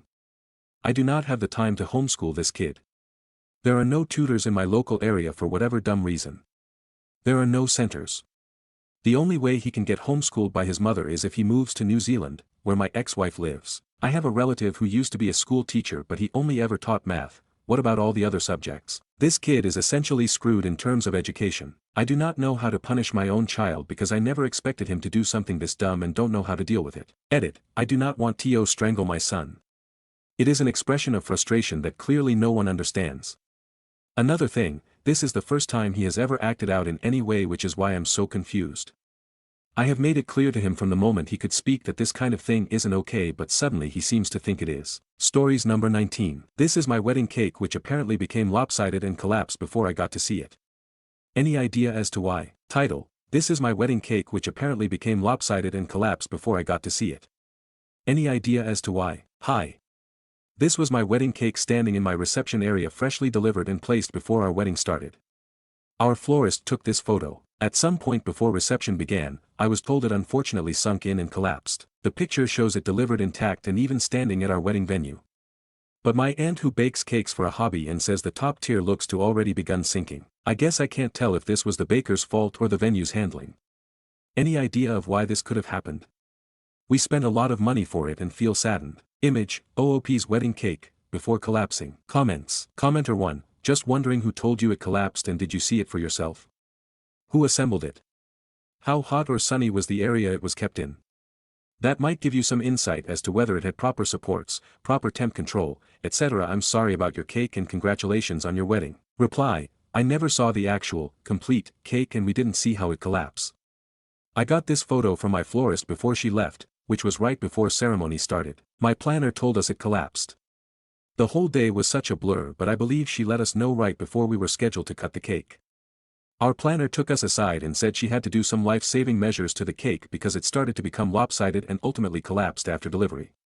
She said she immediately called the baker to explain this, and the baker said this has never happened to any of her wedding cakes she made before. My planner tried her best to fix the situation so we could still have a cake cutting moment, but she put the top tier of our cake on top of another extra 8-inch basic non-decorative cake we ordered for additional guest servings, which was a different color, and it still was lopsided. My husband and I were shocked to see the cake that we cut versus what it actually looked like before it collapsed. It was a warm day, 79°F, but cloudy and not humid. Commenter 2, yeah, you can see it's already sagging to one side a bit. Was it kept cool during transport? What kind of structure did it have inside to support it? Reply, so I called my baker. I do not bake, so excuse my lack of recall. She said it had 4 dowels for each tier, and then it had a board of some sort in between each cake plus an additional support below. She said the strong structural integrity was certainly there and it was made the day before and cooled before during transport. It was intact when she delivered it and placed on the table. She said she delivered it and it was perfect. She is incredibly apologetic but is 100% convinced someone bumped into it and ruined the integrity. She credited her decade of experience, that this has never happened before, even for her summer wedding cakes in tented receptions. The weather was 79°F, cloudy and no humidity. She is blaming the venue and thinks information is being withheld. To me, who doesn't bake, the photo does seem to look like it is leaning. I guess I'm looking for some return because it was $1,000 cake and it didn't even last 3 hours, but she was so confident it was bumped into. She drove it 30 minutes to my venue though, so it must have been a very significant bump. Commenter 3, did the baker confirm the call from the wedding planner when she noticed the cake was collapsing? Reply, yes she did. She said my planner called her after she left on the day of the wedding and even discussed with her the day after. My husband and I are a bit annoyed that the baker didn't reach out to us to apologize after establishing a business relationship 20+ emails deep. I called myself today and I said, I'm sure you heard what happened, and while she is apologetic she is convinced it's the venue's mishandling. Commenter 4, so the cake was sitting outside for hours before the ceremony started? I haven't seen you answer that yet, JW. Reply, yes, it was outside essentially. Inside a tented reception, but because it was warm and pleasant outside, the pavilion walls were open. When I called, the baker was upset because my planner, who is affiliated with my venue, called the day after to discuss the unfortunate situation and said, yes, it can get quite warm inside the tent, and my baker said that should have been their responsibility then to know how to handle a wedding cake in a tent that tends to get warm. But at the same time the baker said, I've made wedding cakes for summer weddings in tented receptions and this never happened, so she has experience in tented receptions to know this herself, so I don't know. I don't think anyone wants to take accountability to help the client feel better, lol. Update. Hey everyone. So last month I posted about my wedding cake my husband and I never got to see as it didn't even survive into reception shortly after it was delivered. When I first posted, the only photo I had was from my florist who just happened to take a photo of it before leaving. I had very limited information at the time of the post, so I just wanted to provide an update as I have now talked to both baker venue, received more photos, and overall got a better sense of the situation. I got a lot of helpful replies, a lot of questions, and a lot of feedback whether it was baker or venue, or both, mishandling. The photo I attached is what my photographer took during cocktail hour, 5 p.m. The second photo is what my baker took right after she set the cake up in the tent before leaving, 3 p.m. Here's everything I know based on all the questions. My wedding reception was in a tent with walls open. It was a warm 79°F day. The baker delivered the cake around 2:45 to 3 p.m. an hour before ceremony. Reception started at 6 p.m. and cake cutting was 9 p.m. It was a 3-tiered cake with raspberry jelly filling inside. Upon receiving the cake, the venue and coordinator asked the baker about storage and handling and guided her to the refrigerator. The baker said refrigeration is not necessary and was adamant, based on my 10 years of expertise, per her words, that it is okay to be left out until cake cutting. She set up the cake in the tent herself, took a photo and left. Second image. After the baker left the premises, sometime afterwards, the cake started to tilt. The coordinator immediately called and FaceTimed the baker to show her what's going on to determine a solution. The baker replied, this has never happened to her cakes before, but said they can try to refrigerate it then. The cake was moved to the refrigerator. When it was later checked on, it unfortunately fell apart, and it was very wet, with a lot of jam filling, per the venue. I gave the baker a call a few days after the wedding. The whole call was really just her fixated that someone bumped into it and is withholding information because there's just no way, the structural integrity was not there. She put a lot of dowels, including a center dowel rod, and this has never happened to her cakes in her 10 years of experience, including when she did summer wedding cakes in tents. Overall, while she was apologetic, she blamed the venue florist or whoever was near it for bumping into it. I got closure from my venue as well, who was, well, shocked by her response in blaming them, and they are adamant nobody bumped into it. They offered refrigeration upon receiving the cake, and the baker did agree with the venue's report that she said it was not necessary for her cake. Overall, it was such a crappy situation, and I am bummed we never got our cake cutting moment, plus a $1,000 cake that we planned for 6 months and never physically saw. I do feel like heat was the issue, especially with the jelly filling, making it more prone to heat insensitivities, because even when I had the sheet cakes out the next day to serve at brunch, the frosting melted just at room temperature and it got really soft. In hindsight, I wish we would have done 2 things. 1. Schedule delivery way later. And 2. Just refrigerated it immediately. I understand my venue listening to the expert and her adamant saying, refrigeration is not necessary, when offered, but I wish it was ignored, lol. Per the bakery contract, once the cake was delivered and she left, it is not her responsibility anymore. She was apologetic and offered our $100 deposit back, and we declined. We are just ready to move on. Honestly, when I saw my cake that my photographer took, it gave me a good laugh. You just gotta laugh at this point, lol. Image 1, falling cake. Image 2, original, upright cake. Comments. Commenter 1, apologies, I'm not from that side of the globe, but is a $1,000 considered standard pricing for wedding cakes? I do think your cake looks lovely and elegant, though. Sorry that you never got to taste it. Reply, I know everyone is shocked at the cost, trust me, I was too, well, with everything wedding related. I just chalked it up to wedding tax. The sheet cakes were included plus delivery. If anyone is wondering, this was my cake inspiration that I was hoping she would replicate, which I found on Pinterest. I didn't write in my original post, but I did post a poor review, and that's when she was more apologetic and offered our $100 deposit back. Aside from that, when I first called, she was quite adamant someone bumped into it and wiped her hands clean in terms of taking no accountability. Commenter 2, I don't understand why the bakery scheduler didn't ask when your cake cutting was and suggest delivery later. I remember when scheduling ours, the woman specifically asked if there was a refrigerator at the restaurant for the cake or not, because if not, someone would deliver it later in the day. I had to call the restaurant we were having the dinner at to ask if our little cake would fit. They kept it in the fridge for us until dinner was scheduled to start and we arrived. And honestly, I cannot believe that cake cost you $1,000. I see a ton of mistakes on it.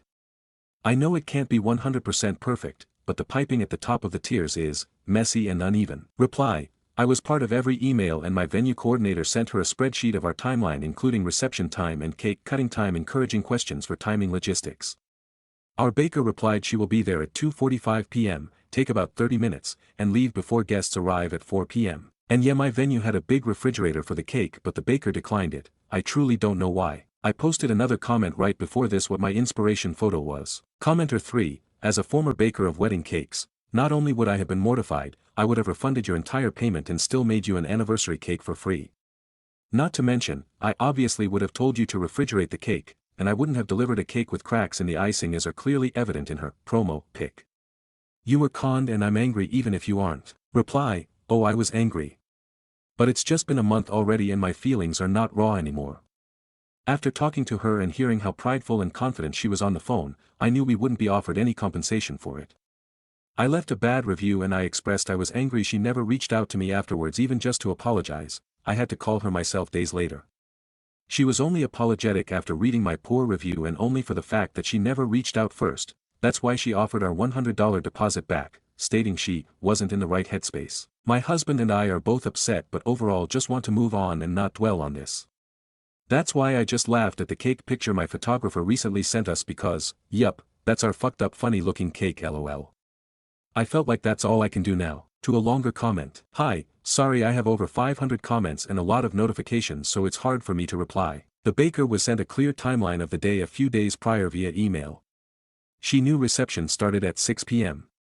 She knew cake cutting was at 9 p.m.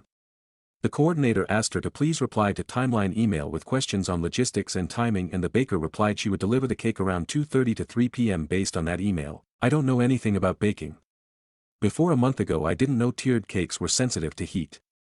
I didn't even know what a dowel was. I had no idea jelly-filled cakes are even more prone to collapsing heat insensitivities for me to be proactive enough to warn my venue. That's not on me, that's on the professional with decade of experience. The cracks are not noticeable walking by the cake, and only when you zoom into the photos you can see what comments, presumably from those experienced in baking, are saying. The venue shouldn't take a magnifying glass and scope the cake that the professional baker just delivered and personally set up herself. Once they saw an obvious lean, they called and FaceTime with the baker immediately. Sorry for leaving out the important detail about the timeline. The baker absolutely was aware of our timeline. Stories number 20. Aita for feeling like it's not my job to make sure all the kids at my ex's house have just as much as our two sons. I, 32M, have two sons, 10 and 8, with my ex-girlfriend. Our relationship ended 7 years ago, and since then we have shared custody of our two kids. What this looks like is every other week during the school year. Then every 2 weeks during summer break. Up until last year all expenses for the kids were split evenly among us. This changed in April of last year because she was struggling to afford all the kids in her household, our two, plus her stepdaughter and her baby daughter. She wanted child support, but instead I took over certain expenses instead, and the judge agreed it was fair. I pay for medical and dental expenses and she no longer has to pay half.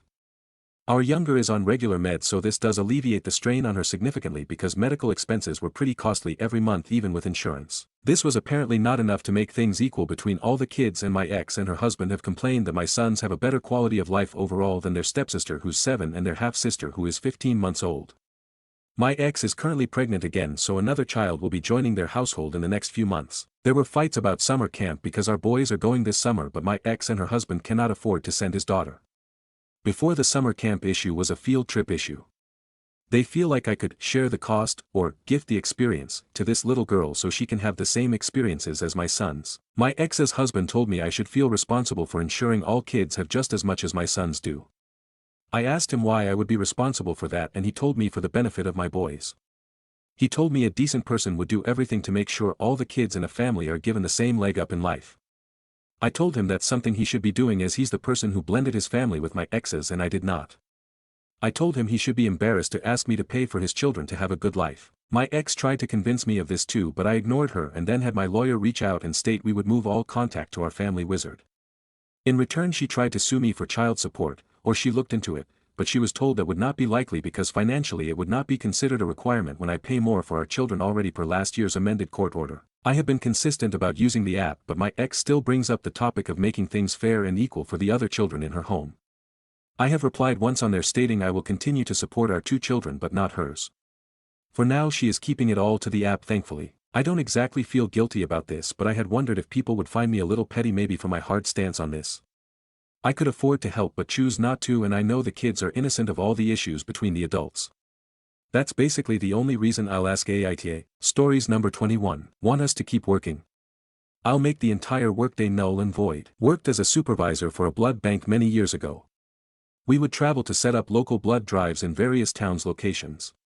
Went to a community center about an hour away and found out their HVAC system was broken. It was supposed to be a hot day, somewhere in the mid-90s. FDA regulates the blood donation collection industry, and they have strict rules in place. One of them is that the temperature in the collection area at a blood drive cannot exceed a certain amount. This is to prevent bacteria growth in the blood collection process, and to prevent donors from having a bad reaction during after donation, fainting, vomiting, etc. I called our manager, Jess, and said, "Hey, there's no AC in this building and it's already getting close to the cutoff temp. I think we should cancel and reschedule." "Absolutely not. Jess thinks we're just trying to get a day off work. Like we didn't already load all the equipment up and drive out here to waste our time, but whatever." She gets in her car and drives out to the site. She then takes the QC thermometer, which was already out of range by the time she got there, and places it on a window where a fan was blowing. After a minute or so, the temp drops just below the threshold. It's fine, set up the rest of the site and continue with the blood drive. Well, the temp needs to be taken in the collection area, not on the other side of the building by a window. The temp is fine, you all need to stay here and do your job. She gets in her car and leaves. Okay, let's do the blood drive then. She's the boss. After each unit of blood collected, I quarantine the units and fill out the proper paperwork per SOP guidelines. We get back to the blood bank that evening and I hand off the coolers of quarantined blood to the lab. They ask me if I really quarantined an entire blood drive and I say, yep. So, they document and incinerate each unit of blood. A 10-hour workday with travel expenses, medical equipment, staff, etc. all thrown out the window. Not to mention wasting the time of all the people that donated. The next day, the site director calls me into her office, I assume to chew my ass. She was actually confused and wondered if something happened at the blood drive that caused every unit to be quarantined. I told her the reason, and about Jess. Not sure how the conversation went afterwards, but unfortunately, she was able to keep her job for a few weeks before being fired. Don't make a set of rules if you don't expect people to follow them. Stories number 22. My brother's fiancée has cut off our whole family, and I don't know what to do anymore. My younger brother and I were super close growing up, but we've drifted over the years. He's always been outgoing and well-liked, though also stubborn and firm in his beliefs. He started dating his now fiancée, Ursula, in 2016 when they were 15 and 16. They're now engaged and have a 2-year-old son. Ursula has always been polite but distant with our family. During COVID, she moved into my parents' home, and shortly after, became pregnant. They didn't pay rent while living there and used 2 of my parents' cars. When their baby was 6 months old, they moved in with her family, where they now help care for her younger siblings and support the household. After they moved, Ursula claimed my mom was verbally and emotionally abusive. My mom is blunt and not the most tactful, but she's not someone who goes out of her way to be cruel. Some of Ursula's examples include my mom saying the baby looked like my brother, which she took as an insult, or suggesting Ursula consider staying home with the baby while my brother provided financially. My mom later followed up, just asking what her long-term plans were, not to judge, but to stay informed. Ursula took that as criticism too. Before the baby's first birthday, Ursula confronted my mom, explaining how hurt she'd felt. My mom apologized and tried to clarify, but Ursula told others the apology was insincere and that my mom was gaslighting her by framing Ursula as the problem. Then for the baby's first birthday, Ursula didn't invite our parents or tell anyone in our family when or where it was, until the day of, when it rained and they asked if they could have it at my parents' house. My parents agreed, pulled it together last minute, and hosted all of Ursula's extended family, while ours was mostly excluded. For the following year, they skipped every family holiday and get-together, always citing illness or emergencies. They would sometimes visit my parents' home only when they knew no one else would be there. My husband and I have 2 kids close in age to my nephew. We planned a wedding in December 2024 after 4 years of marriage. In the lead-up, I tried reaching out to my brother to reconnect, especially for the holidays and his son's 2nd birthday. He brushed me off and said I should make plans with Ursula. The thing is, she had messaged me and my mom a couple months before, and we both responded with possible dates. She deleted our replies and told my brother we never answered. When I showed my brother the proof, he seemed surprised and said he'd talk to her. But right before our rehearsal dinner, she sent me a long message claiming she hadn't gotten our texts and rehashing all the old accusations against my mom. I told her I was busy with the wedding and we could talk later. She didn't show up to the rehearsal dinner, and the next day, she came to the bridal suite only to get her hair done, with my brother supervising, barely said anything, and didn't stay to get ready with us. They were late to the ceremony. Their son wore red Crocs and a dirty shirt. They left the reception early and later accused me and my husband of ignoring her, and claimed the whole family gave her the cold shoulder, at a wedding of 100+ people. 2 days later, they had a birthday party for their son but didn't invite any of our family. Ursula sent a copy-paste version of her message to my older sister, again listing all the past accusations. My sister responded calmly and factually, disproving many of her claims, including that my mom and Ursula had hugged and chatted at the reception. Every time my sister made a valid point, Ursula deflected, changed the topic, and eventually just blocked her. The next day, she sent a similar message to me on Christmas. I responded with kindness, saying we loved her and wanted to reconnect. I asked that we stop excluding my parents. She doubled down, said she's never been accepted by our family, and said she regretted ever entering our lives. I reminded her that she and my mom had already talked things out over a year ago, and haven't interacted since. But she kept saying my mom wasn't sincere. She then sent a final long message to my mom, accusing her of spreading lies and rumors. For context, my mom has made no effort to talk about or even mention Ursula since their last conversation. After that, Ursula blocked all of us on social media, left our family group chat, and had my brother leave too. I've created new chats and tried texting my brother, he doesn't respond. We haven't seen them since the wedding. My family visits every other month and I always try to reach out when we're in town. Nothing. No response. No effort. I want to understand what is going on and how to move forward. I love my brother and want to be part of my nephew's life. I don't hate Ursula, and I've never been unkind to her. But everything is always twisted into an attack, and I feel stuck. I'm at a loss. Also worth noting, all of Ursula's complaints and confrontations happen only through long text messages. She has never once brought up any of this in person. In real life, she's always quiet and reserved. Top comments. Commenter 1, she creates drama but won't actually talk face-to-face where her claims could be challenged in real time. This is textbook controlling behavior and I'm worried for him. Commenter 2, send your brother an email and tell him that you will be there for him when he's ready to reconnect. And stop trying with Ursula. Do not entertain her nonsense anymore when she rehashes her imagined grievances against your mom. Leave the ball in your brother's court and let him know that you are no longer going through her because she is unreasonable and he is your brother. I know it's painful, but focus on everyone else and live your lives. If he hasn't blocked you all on social media, he'll see that you all can get along without him and his oversensitive, controlling weasel of a wife. Maybe he'll even miss you. Commenter 3, it honestly sounds like she is intentionally trying to cut your family out, and your brother doesn't have the spine to stand up to her. Might be time to take a step back and leave the ball in his court.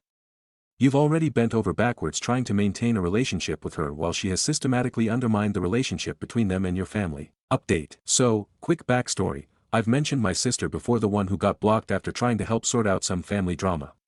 Let's call her Beth. She ended up having a conversation with my brother, Joseph, and Ursula, another family member involved in all of this. Beth didn't know Ursula was going to be there, so she waited until she walked into the room. When she did, Beth greeted her with a simple, "Hi," and Ursula immediately snapped back with, "I don't want to talk to you, and you shouldn't be here." Beth pushed back, saying she had every right to be there since she was given a key.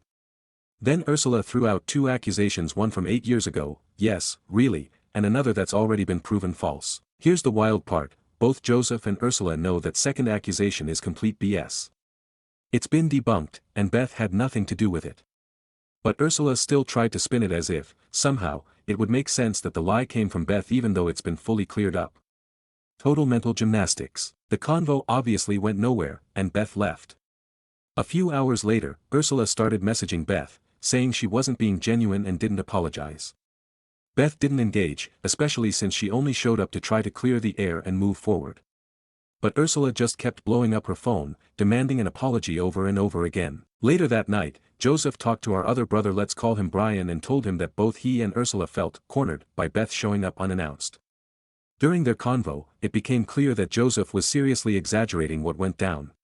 He claimed Ursula was attacked and belittled, and also said he explained to Beth why she needed to apologize. Except, he didn't. Brian asked more questions and realized Joseph never actually told Beth why she was supposedly in the wrong, just gave a vague recap of past events. So now all of this is being relayed back to Beth so she can decide what to do next.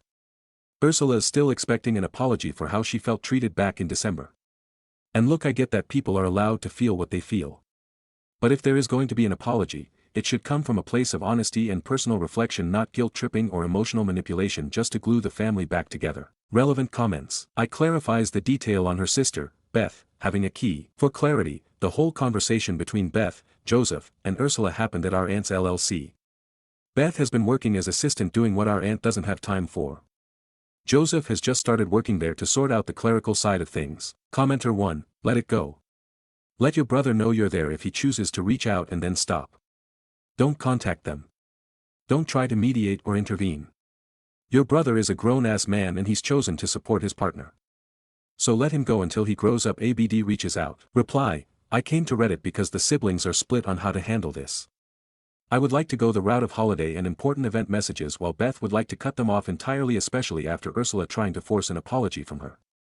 Joseph and Brian were in regular contact as Brian isn't trying to ruffle any feathers to stay close enough to our nephew. We all just wanted a little insight to see how much longer we'd have to endure the distance. Commenter 2, just stop. Stop trying to be cool with people who clearly don't respect you guys. It looks like y'all are begging for a relationship that's dead in the water.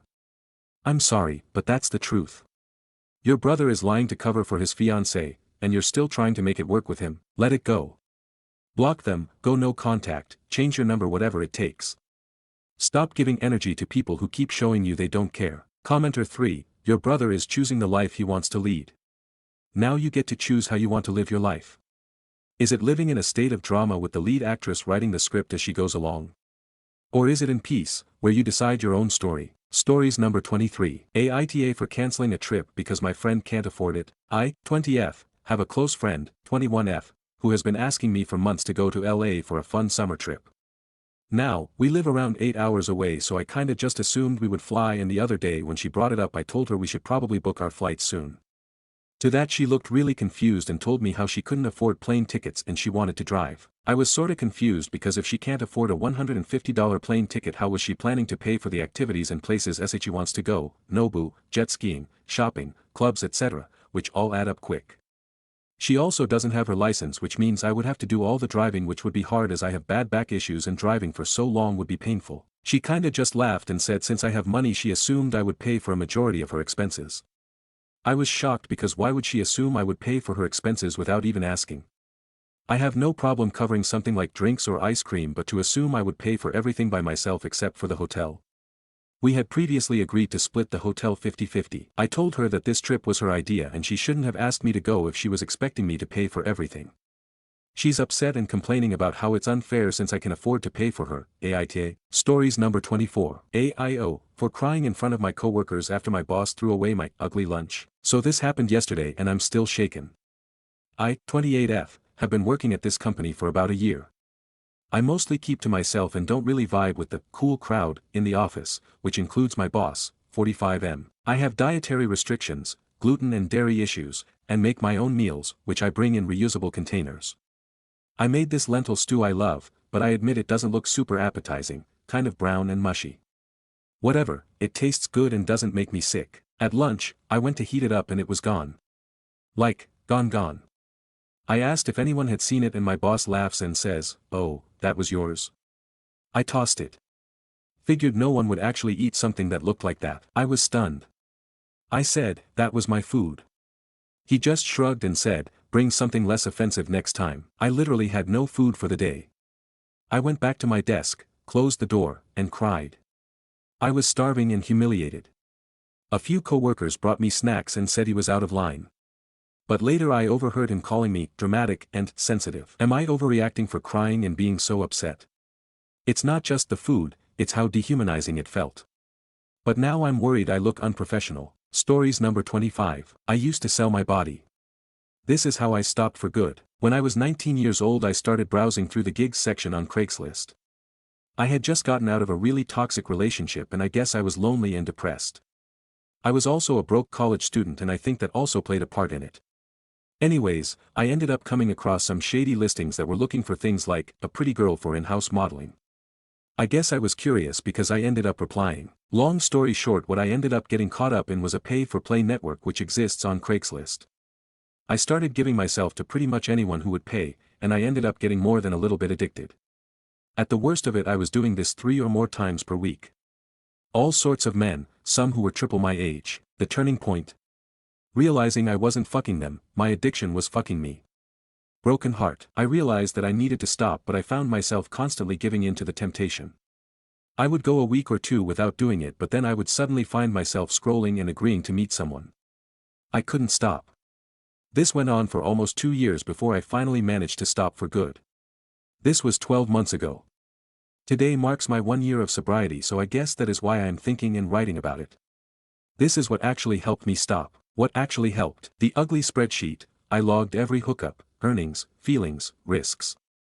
Seeing the patterns, and near misses, in cold hard data shocked me sober. Sometimes just writing things down can make them feel so much more real. A fuck it list. Instead of a bucket list, I wrote down every non-sexual thing that made me feel alive: hiking naked at dawn, skinny dipping alone. Replaced the dopamine hits. This was huge. I think I'm a bit of an adrenaline junkie, and finding healthy ways to get my fix has made a big difference. Telling my safest person, just one friend knew the truth. Their disgust would have crushed me. Instead, their concern cracked me open. You are not alone. Ask for help. I promise you that people do care, and they will understand. I think everyone can understand sex addiction to some degree. We all want sex after all. It is incredible what a supportive person is capable of doing when you reach out in a time of need. So yeah, that is my story. I'm a full year sober now and I can't even describe how amazing it feels. I'm proud of myself. Stories number 26. Aita for being furious that my BF used a keepsake of mine for his art without permission. I've had this shark tooth ever since I was maybe 11, I found it on a beach on vacation. At the time it was just cool, because what are the chances to just walk on a random beach and find a shark tooth? In time it became an important emotional keepsake for me that reminded me of all the good parts of my childhood. Honestly, most of it wasn't very good, so, extra important. I just really liked this stupid tooth, and whenever I was upset I would just rub it in my hands and feel comforted. My BF saw it in my room early on and I told him this story and he was like, hey cool. To be fair, at that point I didn't go in detail, just said it's important to me. Some years went by. We don't live together yet, but most of the time he comes to my place because it's larger. One day a few months back I was looking for my shark tooth and it wasn't in the 2 or 3 places it has been in. No biggie. I am honestly pretty messy and often lose stuff somewhere only to find it in my sock drawer a week later or something. I kept searching, confident it would resurface because it has never left my flat. After 2 weeks or so I began to worry, took my vacuum cleaner apart and started panicking about maybe having dropped it in the trash somehow and that it may be gone for good. Eventually, my BF is over and notices that one of my drawers was kinda messy, because I had gone through it and searched every nook. I tell him I can't find the tooth and he was like, ooh, that's a shame, I'm sure you'll find it. I didn't notice any weird vibes, so I guess he's got a good poker face. One more week he says, over text, okay, I need to tell you something, don't be mad, and sends me a picture of some art project and it has my shark tooth in it. Apparently he had to do a sculpture type thing for university and it's like a Viking ship that is made half out of seashells, driftwood etc. with my tooth as the centerpiece. And he tells me he saw the tooth in my flat when he was over and I was in the shower, so he put it in his pocket to ask me later, then forgot about it, and when he rediscovered it at home he supposedly thought it was part of some other materials he had gotten elsewhere and just went ahead and used it. He claims he didn't remember until it was too late. So I tell him he's gonna give it back to me ASAP and he goes, well it might take a few months because it's in an exhibition and also he used superglue so he doesn't know if he can get it off. I was just done with the conversation and stared at the wall for like 30 minutes. After I had calmed down a bit I now genuinely am not sure if I am overreacting or not. Like yeah, it's just a tooth, but he didn't ask me. I can believe him that he doesn't remember our short conversation a few years ago about it. But who just takes something from someone's bedroom and slaps it on their artwork without saying anything? I feel like if I see him in person I'd have to struggle to not flip out. Aita for reacting so strongly. Relevant comments. Commenter 1. Honey, he's still lying to you. He definitely lied about just forgetting to ask you. You were in the shower, not on the moon. You telling me you have the kind of relationship where he can't yell something to you in the shower or wait to ask until you get out. He purposefully waited for you to not be in the room to take the tooth. There is no way he didn't make the connection between the tooth you were searching hectically for and the one he took. It's not like it's an iPhone that everyone has or a sweatshirt, it's a shark tooth he is using as the centerpiece of his project. You honestly believe that BS about forgetting where he found it? He then just lied to you all over again and let you believe you lost it. He waits a week. Come on. You think he wouldn't connect the centerpiece of his exhibit entered art piece with the object he swiped while his girlfriend was in the shower? Unless he literally got a traumatic brain injury in the last week, there is no fucking way he'd forget.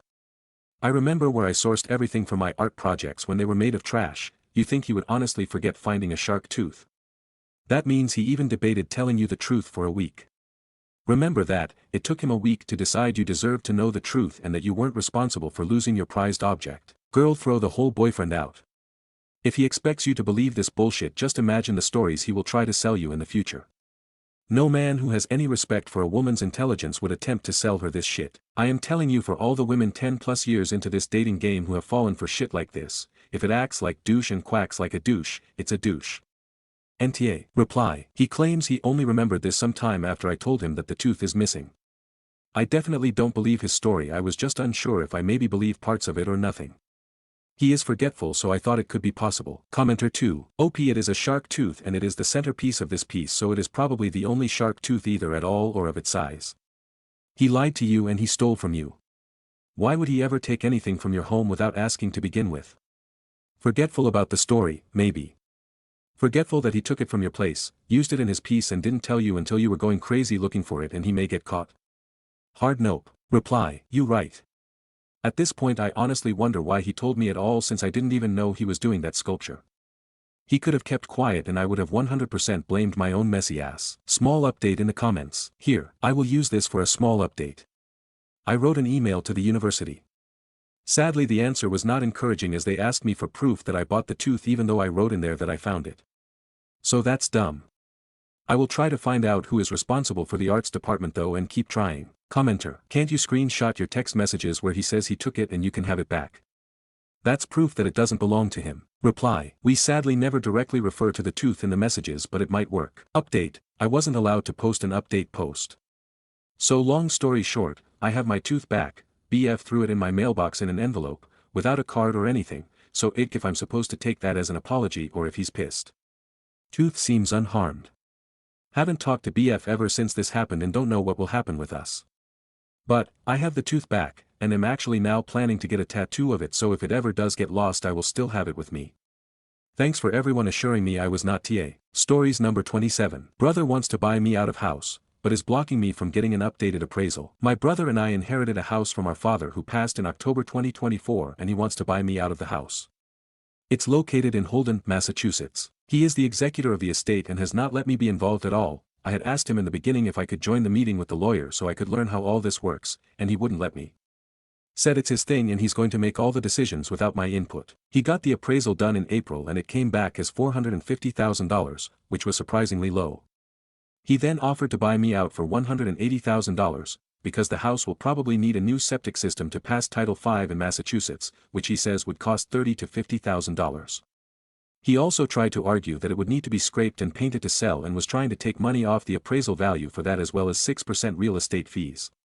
I told him I wasn't going to pay to paint the house as that would be included in the appraisal and I'm not paying for real estate fees if we're not hiring and paying a real estate agent. Then I did more research and realized that the appraisal was actually a date of death appraisal, effective October 2024. The house was also evaluated as a multi-family property, because it's being rented out with 2 separate units. I told my brother I wanted to get an updated appraisal based on current market value and he told me he wouldn't get another appraisal and that he is the conductor of this train. However, the home was originally built as a single-family home with an unfinished second floor.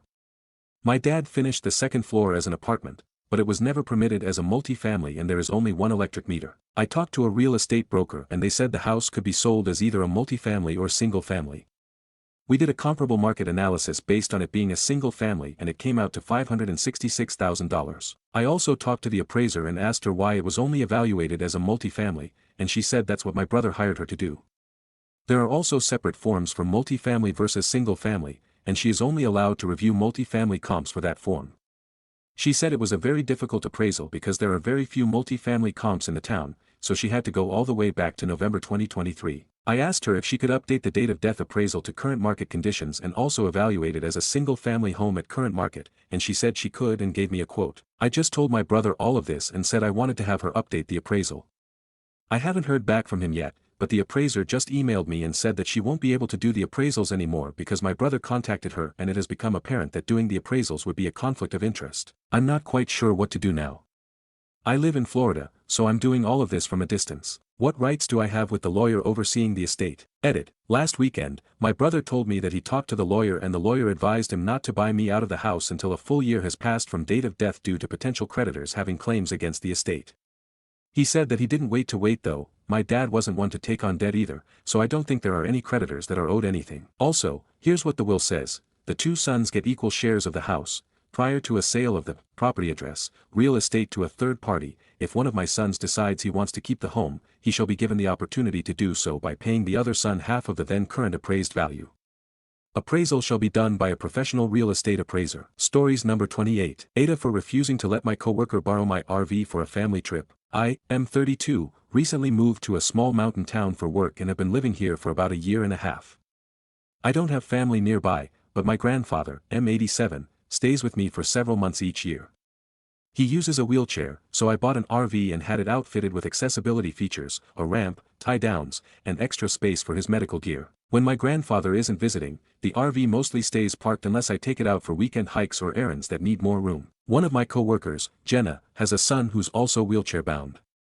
She and I became friendly over time, and when I learned they didn't have a vehicle that could transport him easily, I offered the RV when I wasn't using it. For over a year, it's been working out. She borrows it occasionally for appointments or short trips. Last month, she asked to use the RV for a 2-week vacation to take her kids to a national park across the country. The timing didn't work for me. My grandfather is flying in right after they plan to leave, and I'd need the RV to pick him up from the airport and get him settled in. I asked if they could leave a few days later, but she said they already made plans and tickets were booked. I said I couldn't lend it out during that time. Since then, she's been cold to me at work, and a few other coworkers have taken her side. I've been excluded from team lunches and group chats. I even overheard someone call me selfish. Now I feel isolated and unsure if I overreacted. Should I have just let them borrow it? Stories number 29. The women at my job made a list of the hottest guys and left me off of it. So here's the deal, I, 21M, work at a store part-time while I'm attending classes. There are a total of 21 of us who work at this store, 13 girls, 8 guys, and we're all around the same age. We have a pretty good working atmosphere, no open hostility so far I know, and everyone gets along well, and jokes around with everyone. Though I will say, the guys and girls do tend to stick together more. As for me, I'm fairly well liked by everyone. I try and be pleasant to everyone I work with because who needs an asshole coworker? Unfortunately, here's where things go bad. One of the guys who work us, Chris, 23M, is dating one of the girls in the store, Ashley, 21F. Chris was apparently psing on her phone when he came across the girls' group chat. He said it was mostly girl talk, but he found a list ranking all of the guys in the store by their hotness. He had a laugh about it and screenshotted it to send to our group chat. Everyone saw it and had a laugh at the rankings. The guy at the top, Chad, 22M, kept sending crown emojis. Then everyone noticed I wasn't there. I didn't look at the chat till later since I was with my parents at the time and had it on mute. When I saw I wasn't on the list, it was like I was slapped across the face. And the worst part of this? The list was out of 10, and they included the 3 delivery guys who drop off stuff and some of the girls flirt with. This crushed me, in a way I don't think I've ever been crushed before. It's like, damn, I'm that much of a hideous monster that I'm not worthy of being ranked. I spent the rest of my day being miserable, and not talking to anyone. When I wasn't responding to the chat, the guys all tried to hit me up individually, but I didn't respond. I looked into the chat and the guys were starting to be pissed on my behalf, which I definitely didn't want. I decided to call in sick the next day, and when I didn't show up, apparently it all came out into the open. The girls at the store started messaging me, apologizing to me and making all kinds of excuses. Quite frankly, I didn't care. I decided to face the music the next day and suck it up at work. When I walked into work, the atmosphere was a lot more tense than it usually was. Becky, 23F, who is the assistant manager and was on the group chat, pulled me to the side and asked if we could talk. I said okay. She apologized on behalf of everyone in the chat and said that the list was not serious. It was girl talk, and not meant to be seen outside the chat. She said that everyone, especially the women at the store, like me for far more valuable things than simply how I look, and that if it were a list of nicest guys in the store, I'd be number 1. I couldn't help but feel like this was damage control and being friend-zoned all in one motion. I said thank you, but I'm past it and I don't want anyone's pity, and I went about my day. Of course, I did end up getting that pity with a lot of the guys coming over to talk to me, and some of the girls as well. I got so fed up I went to the manager and asked to go home early. She agreed because she kinda knew what was going on. This was all about 5 days ago, and since then everyone at the store has been trying to get me to talk, but I haven't gone back. I don't want pity and I don't want sympathy. If they think I'm ugly, then fine, but don't try and justify it, or make me feel better about it. The reason I'm here is because I need advice on how to navigate the situation at my job and with my friends. How do I tell everyone to basically leave me alone and not pity me? Because honestly, I'm leaning towards just quitting. Edit. Hey everyone, I'm reading your comments and I thank everyone for their input, the tough love and all. I just wanted to pop in here and say one thing. I didn't feel entitled to them thinking I was hot. I don't feel entitled to sex or whatever from them. I'm not a nice guy or an incel. The reason I was upset is because them leaving me off the list for relative strangers felt pretty cruel and messed up. I don't know how to describe it. Like it, guess it sucks I'm not attractive to them, but being left off entirely felt like a step too far. Relevant comments. Commenter 1. So sorry that happened to you op. I hope those girls all get a reprimand of some kind. That was not okay and HR should have been involved. In all seriousness, your looks do not dictate who you are or your value. Without seeing a photo, no one else can judge either. So let's make a new list. You're friendly and open to valued communication 2. You have handled your emotions well and empathetic 3. You're clearly working and driven 4. You set a boundary and stuck to it. You're a good human. That's pretty top-notch in my book. Looks fade, nasty dispositions usually don't. Reply. Wow, okay, seriously, thank you. This really got to me. You have a way with words, friend. I hope someone makes your day like you made mine. Commenter 2. Rooting for you, kid. I am actually ugly and have always been left out of all those kinds of lists and discussions. It sucks, it's hard. But you're smart and strong. Hope you find a kinder workplace. Reply. I don't mean this in an empty, nice way, but you're not ugly, friend. The world just doesn't see your beauty. I hope you find your peace. Commenter 3. That fucking sucks. The guy who was at the top was named Chad. That's almost too perfectly coincidental to be real. There's nothing left to do except quit and find a new job and forget any of those people existed. Reply. I've seen this a couple times now, it's just a fake name, lol. As in he's a Chad for being at the top of the list. Update. Hey everyone, I'm back and boy do I have an update for you. I can't believe this situation exploded so much, there was a fight, arrests and I think someone might be getting divorced. Okay, not really, people wanted to know how I was doing, so I decided I'd just make an update. I just wanted to clear up a few things. First, I didn't care necessarily if they found me ugly or whatever, I just felt like being left off the list was a deliberate slap in the face. I didn't, or don't feel entitled to anything. Next, the manager of the store, Barb, was not involved in the group chat in any way. She's a 38-year-old married woman with 2 kids who is far too busy trying to get us to stop smoking weed behind the store on our breaks. What I meant to say is that she was made aware of the situation after it was brought to her attention.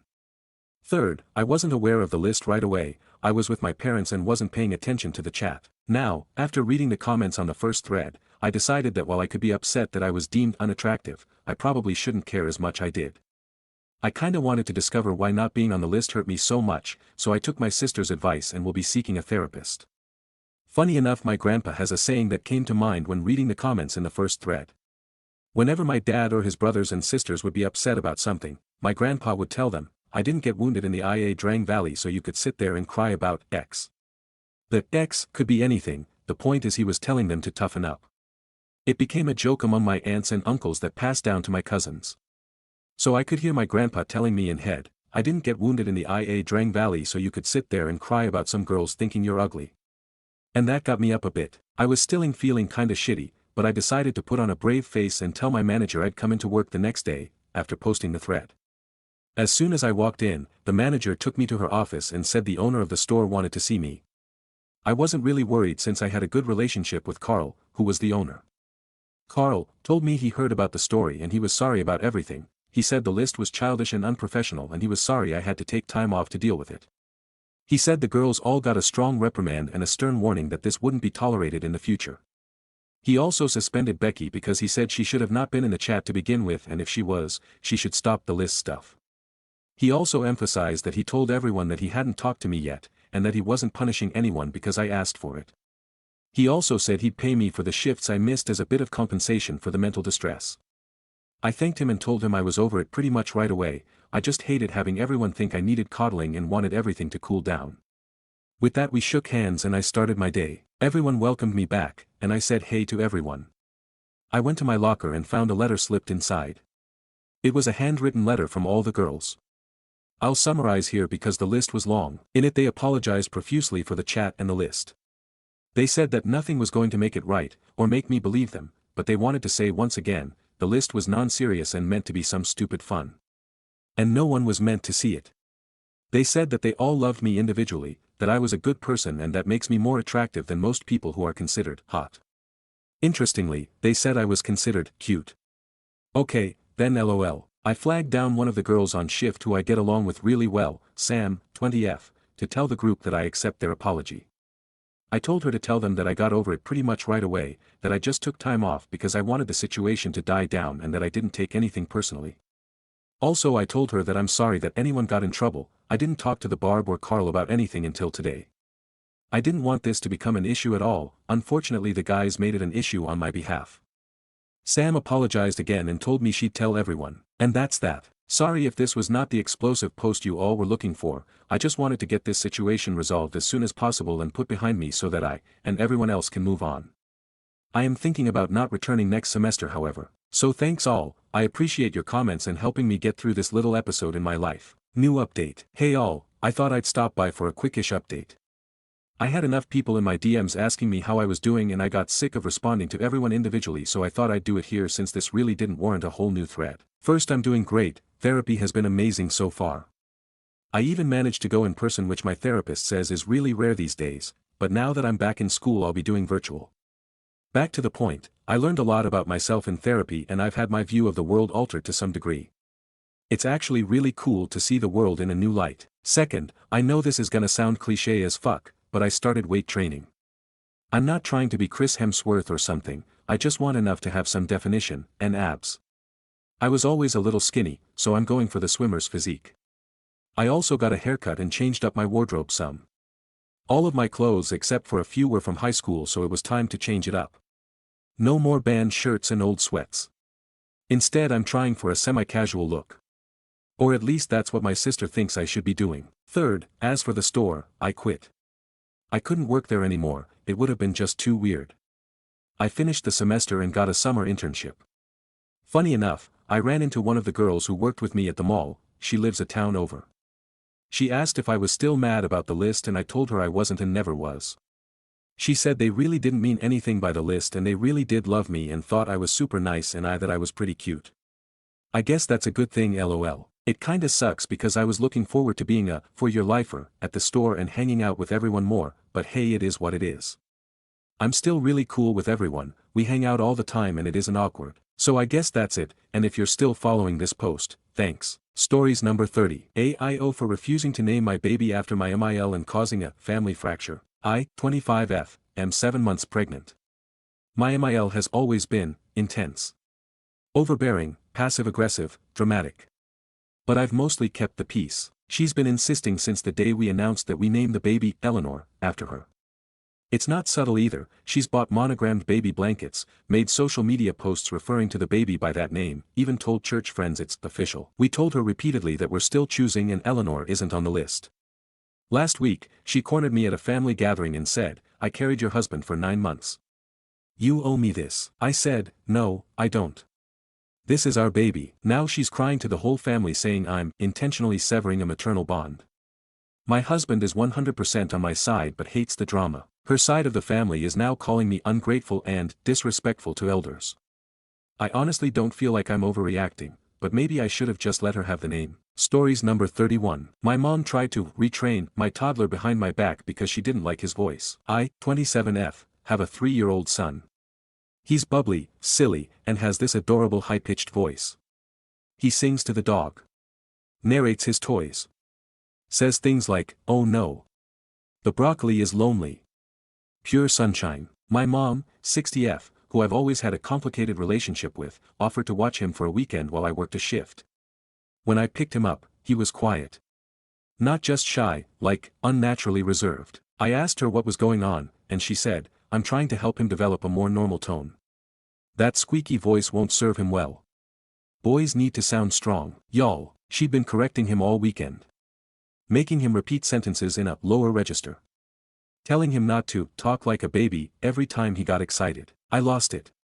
I scooped him up and told her if she ever tried to edit my child's personality again, she'd lose both of us. Hot take, if a child's joy makes you uncomfortable, you're not nurturing, you're controlling. Stories number 32. AITA for planning a girl's trip on my wedding anniversary date. My husband, 42, and I, 37, have our 10-year wedding anniversary coming up soon.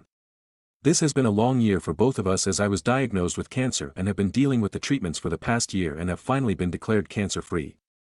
During the treatment my husband has been amazing and has used almost all of his vacation time to make sure that I was being taken care of. Of course this meant that he doesn't have any time to take a week off for our upcoming 10-year wedding anniversary to go do something fun. I of course still wanted to celebrate being cancer-free, so I booked a tropical getaway trip with one of my best friends so I could get away and celebrate. Due to the scheduling of my friend, the only time that worked best for her was during the same time that my wedding anniversary falls on. I figured this would be fine since my husband couldn't take any time off to go anywhere anyway. I told my husband that I was taking the trip after everything had been booked, and he ended up getting very upset and saying that taking the trip on our anniversary date and not discussing any of the plans with him prior to booking everything made him feel like he didn't matter. Of course this is not true, I still love him, but I really wanted to get away and have some time to have fun again. I told him that once he has some vacation time saved again that he can book us a trip and we could enjoy some tropical time together then. I really didn't want him to feel like he wasn't allowed to do anything fun. AITA for planning a trip with my friend on my wedding anniversary date and not informing my husband until after everything was booked. Relevant comments. Commenter 1. Thanks for the support honey, and for burning up all your vacation time to take care of me. I'll send a postcard for our anniversary. Edit. I understand from the comments that I was being insensitive. The timing with my friend is that she really wanted to get away from the cold weather and do something warm before her job picks back up in the summer. I understand that my husband is upset and I will talk to him later and let him choose anything that he wants us to do together after I get back, just to let him know that he is still important to me. Update. Edit. I had to take some time to reflect on the messages and replies that I got. Some were very hurtful, which is fair. To answer a few questions brought up. I do have a job and was able to work reduced hours while using my sick days for appointments and the surgery recovery.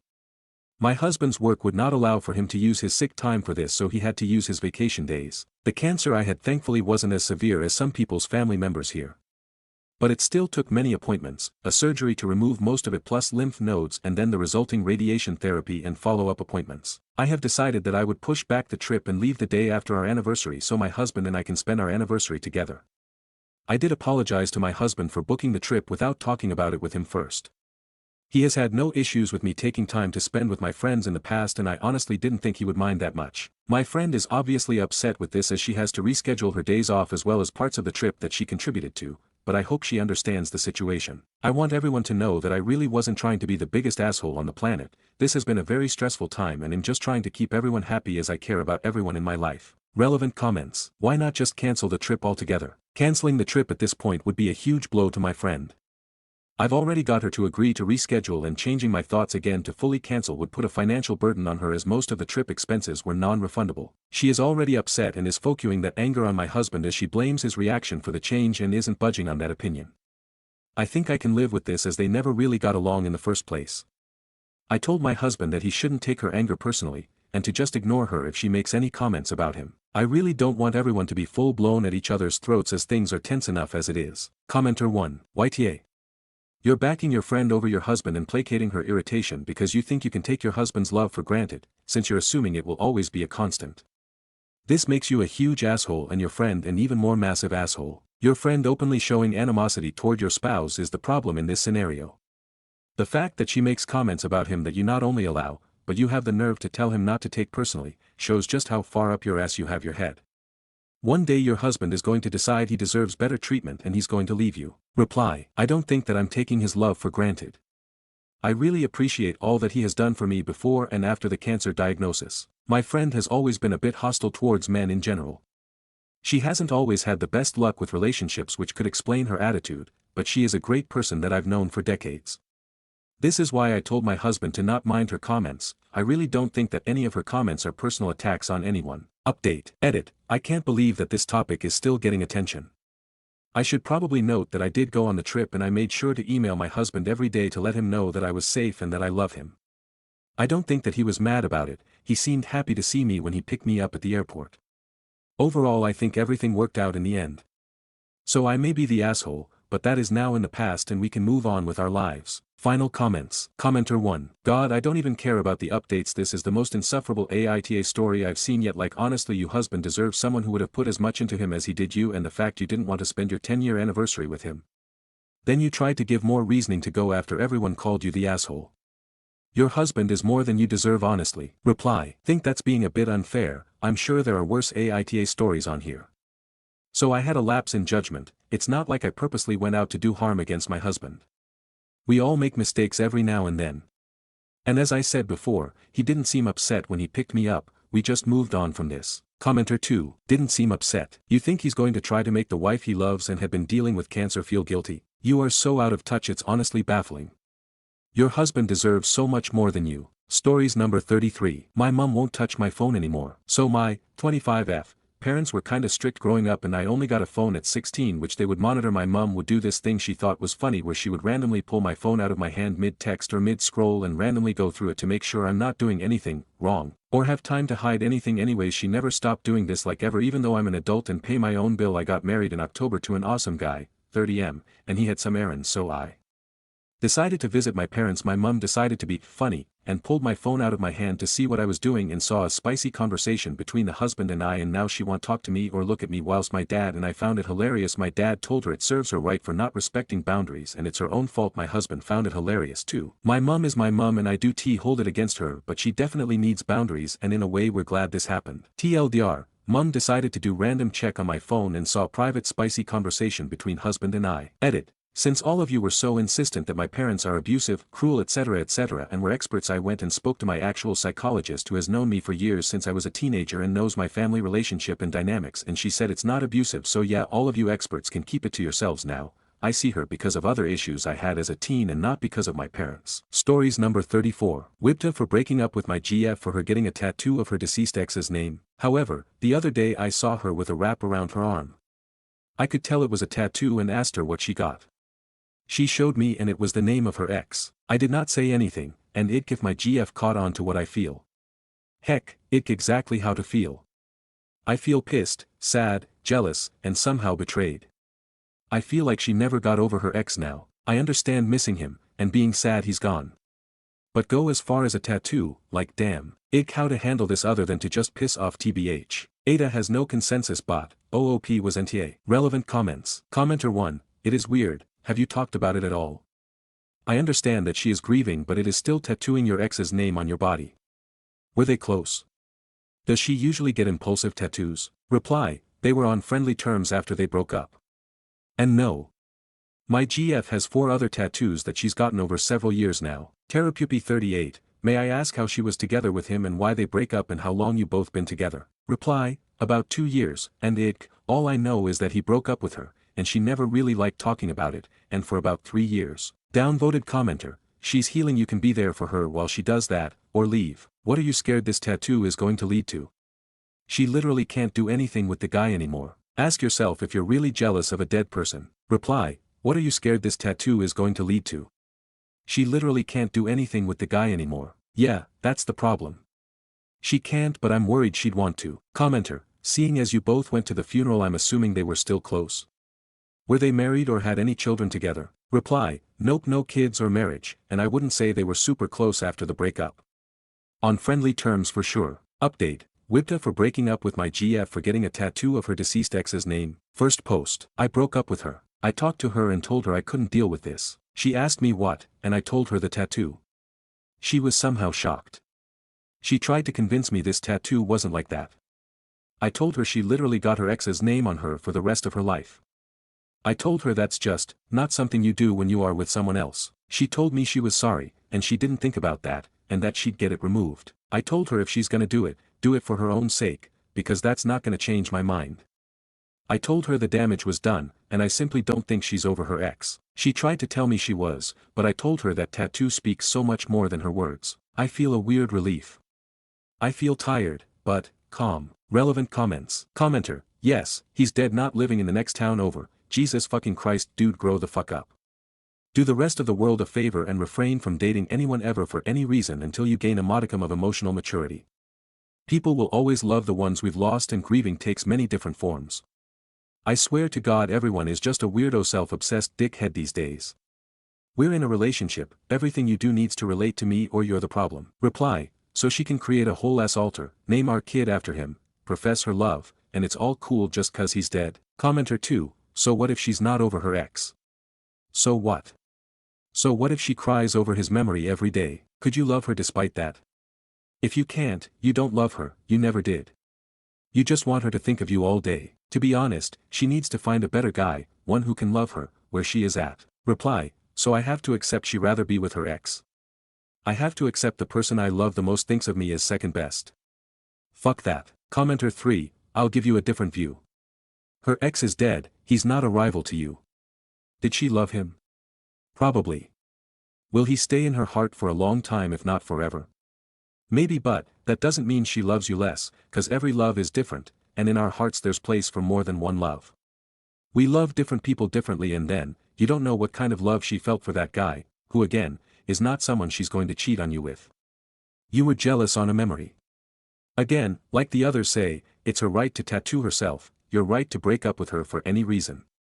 C'est la vie. Reply, let me tell you my view. She loves him so much that even after so many years since they broke up, she's still so in love with him that she needs to carry his name with her for the rest of her life. To me, the fact that he's dead is not inherently relevant. Let me ask you something, if your SO was in love with someone else, and the only reason as to why they aren't with them is because they moved to another country or something, would you be okay with that? Stories number 35. My date asked for me to pay for a free meal and I refused. I went to go meet a guy for a first date at a restaurant that he chose.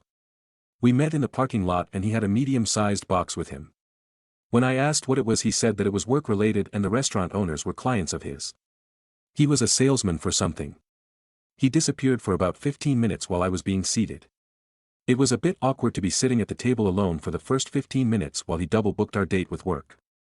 When we sat down, we chatted a lot. He wasn't ready to order for the first 30 minutes we were at the table. I decided to be a good sport about it, even though I had been sitting at the table now for 45 minutes and hadn't ordered anything but water yet. During the chatting, he admitted to me he trades goods for free meals at the restaurant. If for example the goods he is selling is worth $100 retail, the restaurant will give him a meal worth the same. He said that the cost of the goods are much lower than the actual retail price, just as the cost to the restaurant for the meal is lower than the menu price. It made sense. We ate, and for a few reasons other than the meal trade, I had decided we weren't right for one another. The following day when he texted me, I let him know that I didn't feel a spark, and I would not be seeing him again. He then told me I owed him money for my half of the meal. He said it was customary if a woman decides it's a one-time thing to have paid for her own meal. I would, sort of, agree, but in this case, he didn't even pay for the meal at all, so I'm not sure. He is talking to me as if I had an agenda to have gotten a free meal out of him before I had even met him. Aita for not paying for my meal, when the restaurant didn't even bring us a bill. Edit to add, there was nothing shady in the box. It was ink cartridges. Stories number 36. Aita for telling my friend I can't always drop everything for her last-minute plans now that she has kids. My best friend Maya, 31F, and I, 30F, have been super close since college. We used to be really spontaneous, last-minute plans, road trips, late-night hangouts, all of it. But she had twins 2 years ago and her life changed, which I totally get. I've tried to be there, babysat, brought food, always tried to work around her schedule. Lately though, it feels like everything is on her terms. She'll text me like, "Can you come over now, 'cause her husband's running late or she needs help with the kids." Or she'll say, "Let's have coffee," but only if it's at her place during nap time, then gets interrupted a million times. Anytime I suggest meeting up outside her house or planning ahead, she just says it's impossible. Last weekend I had plans to visit my parents. The night before, she texted that her sitter bailed and asked if I could come watch the twins, just for a few hours. I told her I couldn't, I was packed and leaving early the next morning. She hit back with, "Seriously? You're choosing your parents over helping your best friend in a crisis? Some friend you are." Now I feel super guilty, 'cause I know she's overwhelmed. But I also feel like I don't matter unless I'm available at a moment's notice. And when I'm not, she makes me feel like crap for it. Aita for telling her I can't always drop everything for her last-minute stuff, even if she's struggling. Stories number 37. My 43M wife 43F says son not taking to her will end marriage. My 43M wife 43F has said that our adult child 19 refusal to come home or speak to her will end our marriage. The son was admitted to a very prestigious school and from the day he got in she was rather cruel, saying things like he didn't deserve it and was taking someone's spot. Granted the kid made mistakes but he put in the work, and when he didn't give her credit she was offended. Once he was dropped off at school he went no contact with her, and because of this she forbade either I or his brothers to speak with him, which then caused him to have a relationship with his grandparents. Which in turn made it worse because she does not speak to her mother and does not get along with mine. So now my son has come home due to medical issues and will be here until at least January. He refused to come home and instead went to stay with one of his grandmothers. This caused his mother to wish death upon both his grandmothers because they assisted him in getting home.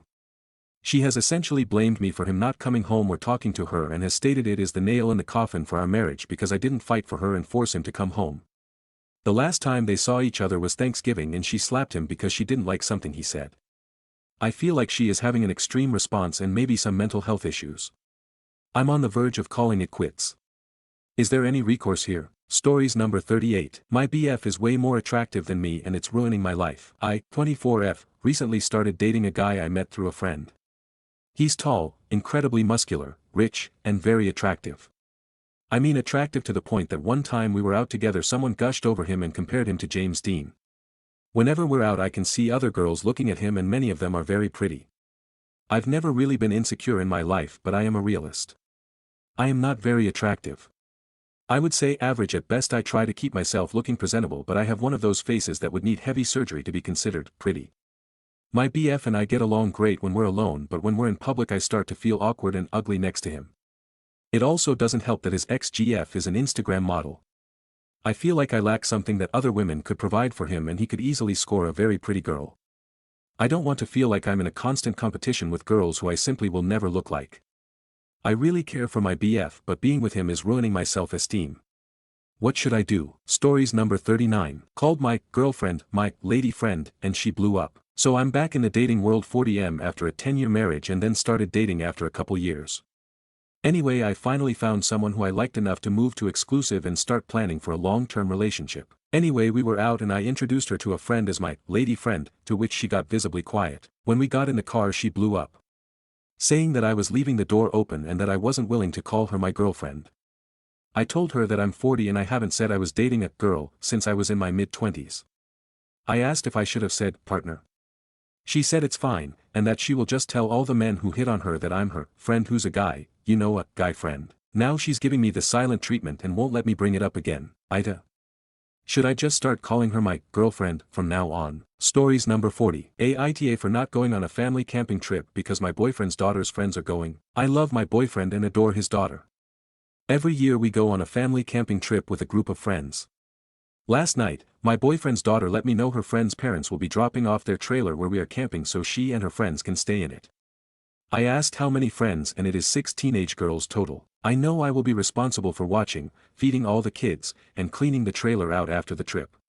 My boyfriend's daughter's friends is fun and will take them boating in the day, but at night this group likes to party so he will not be ensuring they're not drinking or drinking too much.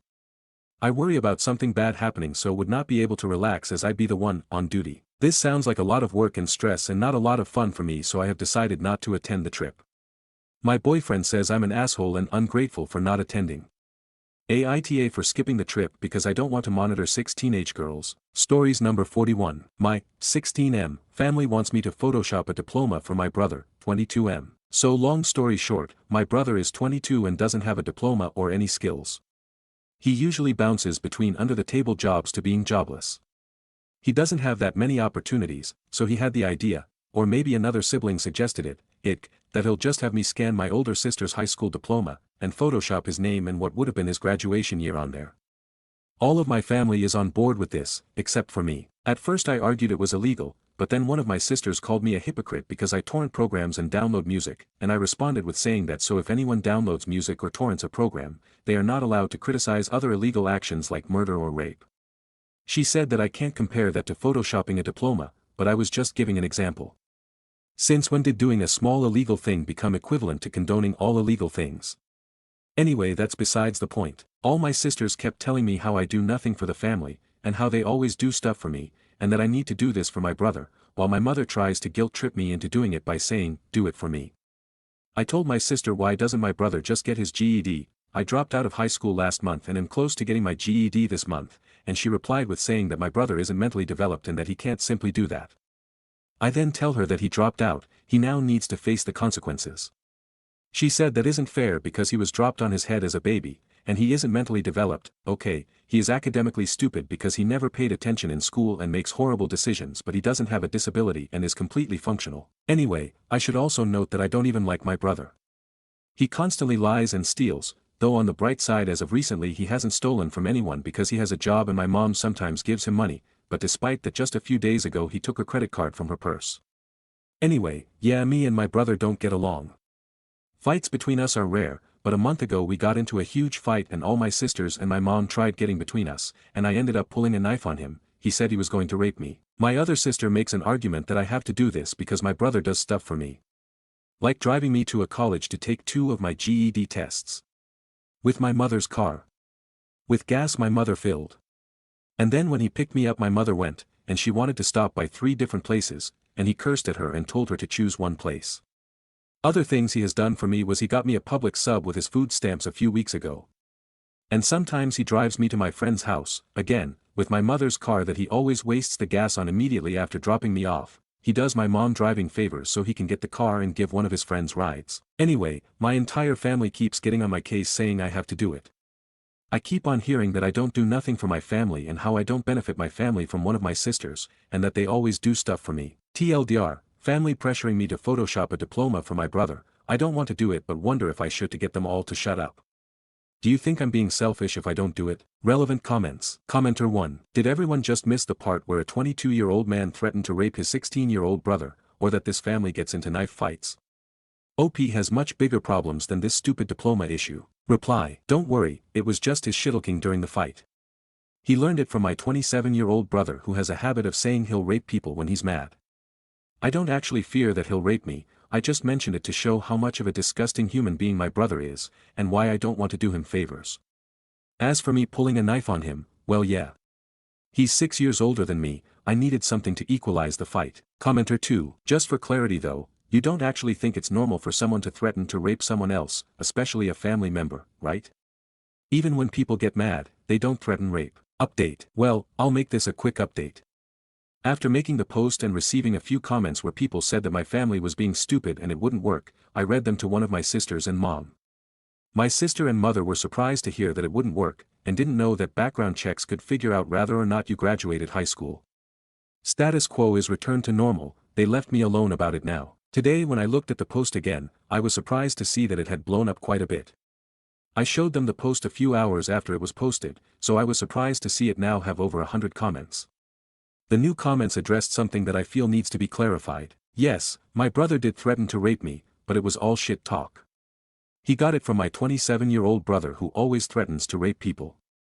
I just mentioned him saying that to me to show how much of a shitty brother he is, and to further show why I don't want to do him any favors. I'm not actually worried that he'll rape me. As for me pulling a knife on him, yes I did do that. We were in a physical fight, and he's 6 years older than me. I pulled a knife to even the odds. As for my family being stupid. Well yes, this was a lapse of judgment on my sister's and mother's part.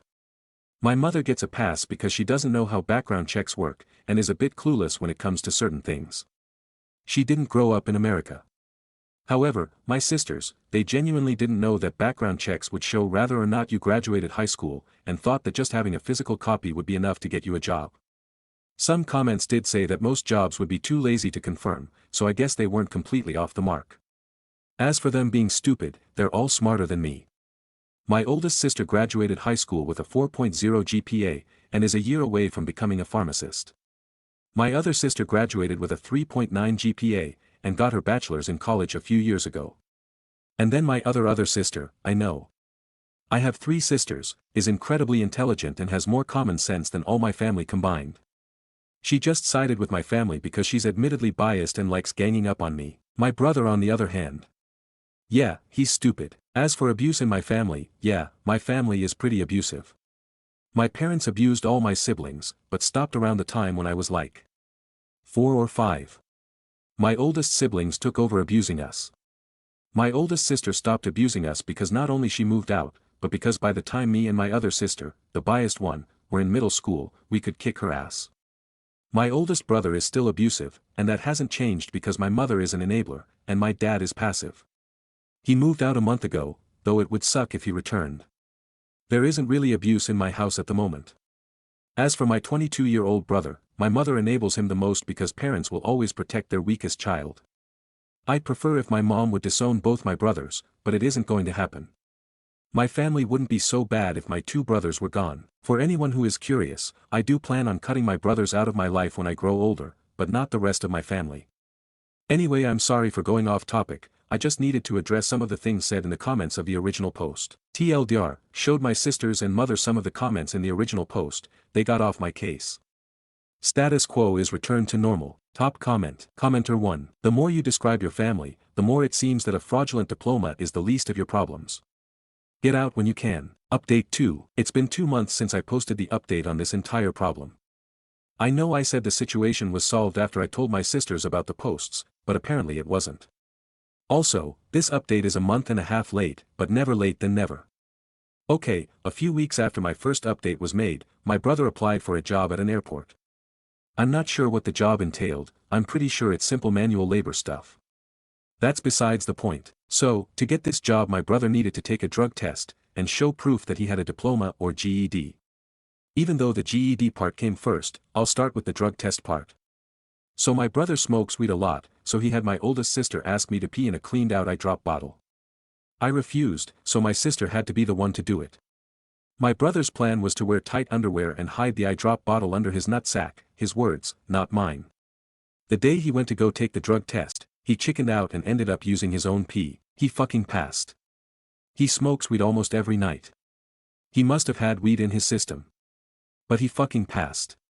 Now, let's get to the GED part, which happened before the drug test. So my brother lied to the man, lady, whoever that was going to hire him, and said that he had his GED. He was asked to bring in his diploma. I'm confused too. Everyone in the comments had said that places do background checks, and no one asks to see the diploma. But they asked my brother to bring it the next day. So what happened that day? My mom, and all three of my sisters all ganged up on me to make him a fake GED on Photoshop. They said all I had to do is change the name on my GED that I earned, and put his. It was one thing when they asked me to make him a fake high school diploma by putting his name on my sister's diploma. But this enraged me. I earned my GED, and it enraged me that they asked me to Photoshop his name on my GED that I earned. I yelled at my mom and sisters, and they left. They then tried again an hour later. They tried to bargain. My mom offered me $100, and said she'd buy me whatever food I wanted that day.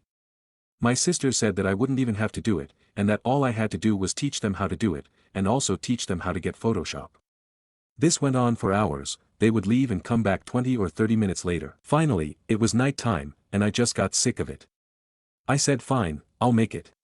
I refused to use my own GED as a template, so I pulled off a GED template off of Google, erased the name and date on the GED diploma using Photoshop, and added in his name and a different date in. I also downloaded a diploma font for some of the text. I also Photoshopped our state seal onto the diploma because mine had one. The GED looked nothing like mine, and honestly the text that was left on it was sort of blurry while his name and the new date was more clear. I was kinda hoping for him to get called out and then get a felony for forgery or something like that. Anyway, my sister printed it out, and got it laminated. He took it in. And he got the job. No background checks. Let me repeat, this is an airport job. Why was there no background check? Anyway, he went through the week of training, and then officially started work. He quit on the second day because someone told him to pick up something, I think a cone, and he refused to do it. He told my parents that the man only told him to pick it up because he was racist. Now here I am, over a month and a half later. I honestly sort of forgot about all of this, until today when my oldest sister and I were talking. We were discussing my brother, and she was saying how he wasn't that bad while I was trash-talking him. Suddenly tons of terrible shit he has done came to mind, and I remembered the GED thing. I then say, hey, remember when you all spent hours trying to convince me to make him a fake GED so he could get a job, and then he quit 2 days later, and then she said, yeah, that was fucked up. Then my other sister had the nerve to tell me, shut up, we all had to beg you like dogs to make it. So yeah, this update is more of a vent too. What my sister told me got me angry about this entire situation again. I also regret making that fake GED. I don't understand how he passed the drug test and how they didn't even do a background check. TLDR, I cracked and made him the GED. He got a job, and quit 2 days later. It's been over a month and a half since then, and here I am getting heated over it. Stories number 42. No, your dogs cannot sense that someone is a bad person. Saw the stupidest AITA post just now and I'm getting sick of you superstitious misanthropes. Plenty of horrible people have pets who love them. If pets could sense evil, then mean evil owners would not be able to keep their pets for long due to constantly getting attacked growled at. And don't give me your stupid anecdotes about how your sweet dog didn't like one person for seemingly no reason one time, only for it to turn out that person was awful later. Anything could have triggered that reaction, and your dog isn't psychic. It could have been a smell, the height, voice, anything unrelated to their poor character. Sometimes what they're sensing could be rigid body language that was ultimately a tell for bad intent, but it's nothing supernatural, and if it's that obvious, it's something you could notice too. Your dog cannot sense energy or intent better than you. It reacts to different stimuli, which may occasionally coincidentally align with someone's bad character, but random shit sets them off to hate good or neutral people just as often. This is not up for debate, and if you've ever trusted your dog over your own intuition about someone, you should self-reflect for 2 seconds about all the bad people you know who haven't been chased down by your pet, or who have pets themselves. I know y'all love dogs and hate people, but there's no need to be so confidently delusional about their supernatural abilities to sense people's moral codes. There is none, and your anecdotes are just that, and often triggered by something unrelated. Stories number 43. My 4-year-old called me daddy today. I'm not his dad. His real dad is my older brother. He's in jail for fraud. His mom, my brother's ex, was an addict who OD'd a year ago. I was 25 when CPS called me about a kid I barely knew. I could have said no. But I didn't. I picked him up the next day with the car seat still in the box. He's loud and stubborn and has night terrors. He won't eat vegetables and he calls ketchup red sauce. But he also hugs like he means it and says, "Thank you," when I brush his teeth. Today, while we were building Legos, he looked up and said, "You're the best daddy." I didn't correct him. I'm not his dad. I'm his uncle. But I'll take it. Every day. Forever if I have to. He doesn't know what I gave up. The career change. The dating life. The plans I had. But when he calls me daddy, none of it matters. Stories number 44. AIO for getting upset after my friend threw away my ugly breast milk in front of everyone. So I, 27F, just had my first baby 3 months ago. I've been exclusively pumping because latching didn't work out, and it's been tough but I'm doing it. Last weekend, I went to a friend's house for a girls' night. Baby stayed with my husband, but I brought my pump in a small cooler to store milk. I mentioned it ahead of time, and she said it was fine. At some point, I went to the kitchen to put a fresh bottle in the cooler and found it open and empty. I asked her what happened and she laughed and said, "Oh, I tossed it. I thought it was some gross food or something. It looked nasty, girl." I was stunned. I explained that was my pumped milk and she looked horrified, but also laughed again and said, "Ew, okay, but like, can you not keep stuff like that around food?" I was trying not to cry. That was over 10 ounces of milk I worked so hard to get. I left early and haven't answered her texts since. Our mutual friends think I'm overreacting and say she just didn't know. But I told her. And that milk is for my baby. Stories number 45. Intern walks into the job thinking he's an executive, throws away a great opportunity. A lot changed in my office this year, including almost our entire senior leadership being replaced. I work in a pretty prestigious office and an amazing starting place for an intern. Accompanying the leadership change, we got 2 new interns. Both were brought on purely because of their parents. Jack is about my age, mid-20s, never went to college and has no prior experience. He wants to learn, he's humble, keeps his head down, works hard and tries to understand tasks. Tanner is a little bit younger and a more traditional college-educated hire with relevant internship experience. On his first day, Tanner walked in with the most stupidly entitled attitude. He's convinced he's an expert when he might be one of the dumbest people I've ever encountered. Like, couldn't figure out track changes on word level of dumb.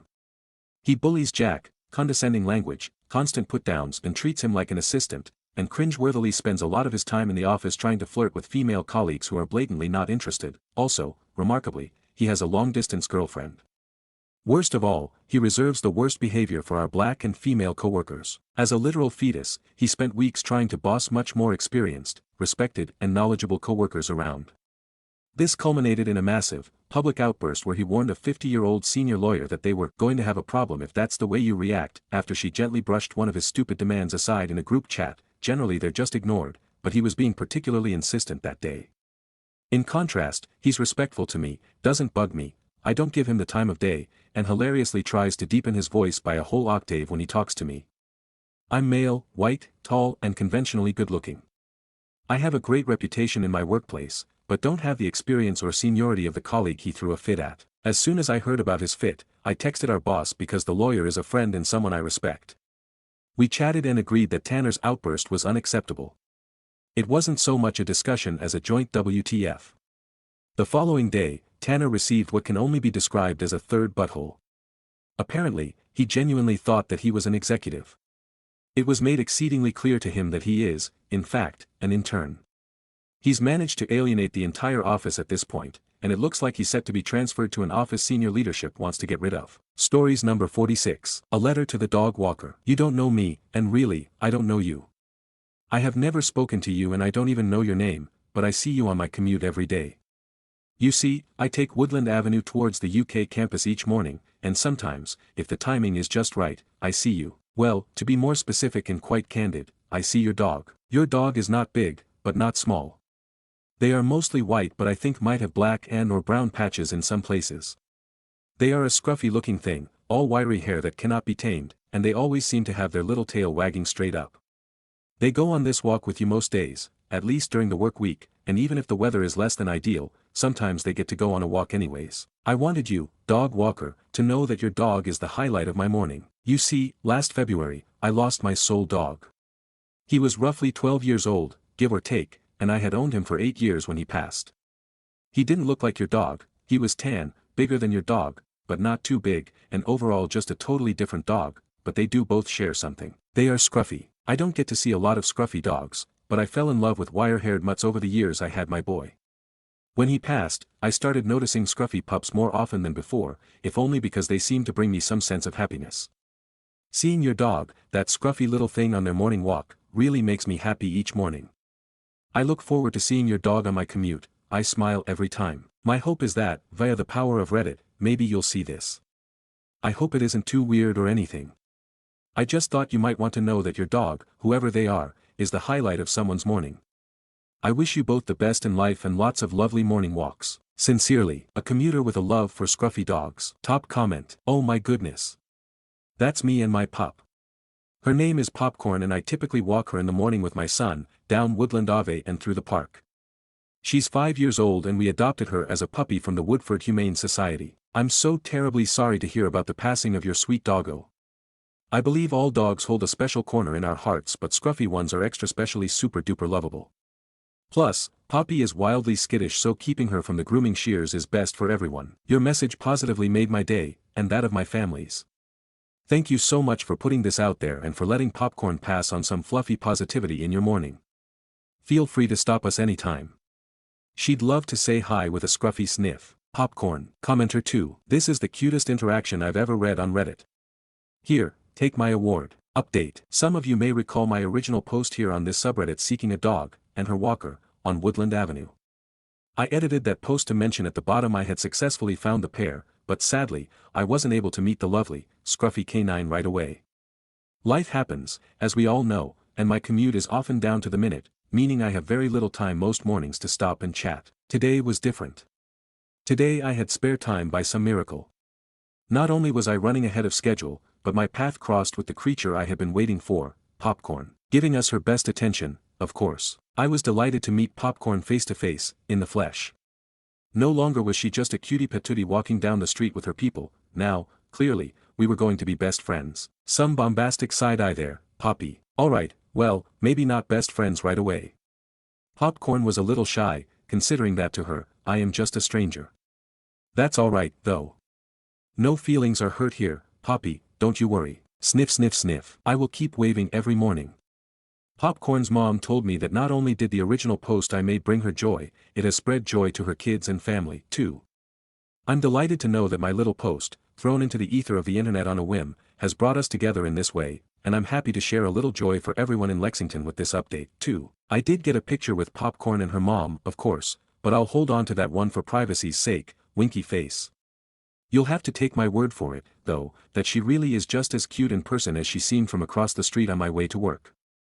I'll have to keep you all appraised of any future Popcorn OP meetups. Stories number 47. I got warned for long lunches, so I followed the rules exactly. At my old marketing job, we used to log hours in a shared Google Sheet. It was chill, no one cared if you took a 65-minute lunch as long as your work got done. Then Diane joined as the new operations manager and everything changed. One day, she pulled me aside and said, "You've been taking more than your allotted 60 minutes for lunch. It's not setting the right tone." Mind you, I usually ate at my desk and just took a walk afterward. Fine. From that day forward, I clocked out and back into the exact second. If I logged out at 12 hours 4 minutes and 37 seconds, I logged back in at 1 hour 4 minutes and 37 seconds. I even added a note each time, 60 minutes per Diane's policy. Then I started tracking everything, coffee breaks, late meetings, random chit-chat down to the minute. It looked ridiculous on the log, but I was just being accurate. After 2 weeks, Diane told me I was being a bit much. I told her I was just following the policy she wanted. A week later, leadership scrapped the time log altogether. Diane doesn't manage hours anymore. I still take my lunch walks. Stories number 48. He kept stealing my Hawaii mug, so I let him ruin his own reputation. I live in Colorado but had this souvenir mug from a trip to Hawaii.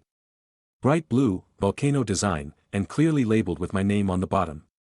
I kept it in the office kitchen. Mark, who apparently thinks personal property is optional, kept using it. I asked him to stop. He smirked and said, "It's just a mug." So I made it his. Over the weekend, I smeared a thin layer of canned cat food under the rim and let it sit sealed in a bag. On Monday, I left it out clean and dry. He took the bait. By mid-morning, people were asking what the hell that smell was.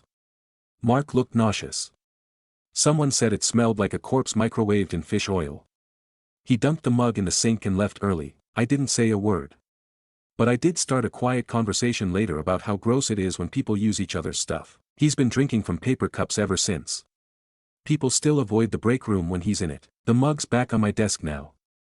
Still smells like victory. Stories number 49. Aita for kicking my wife out after catching her cheating, even though we have kids. I, 34M, have been married to my wife, Lena, not her real name, 32F, for 9 years.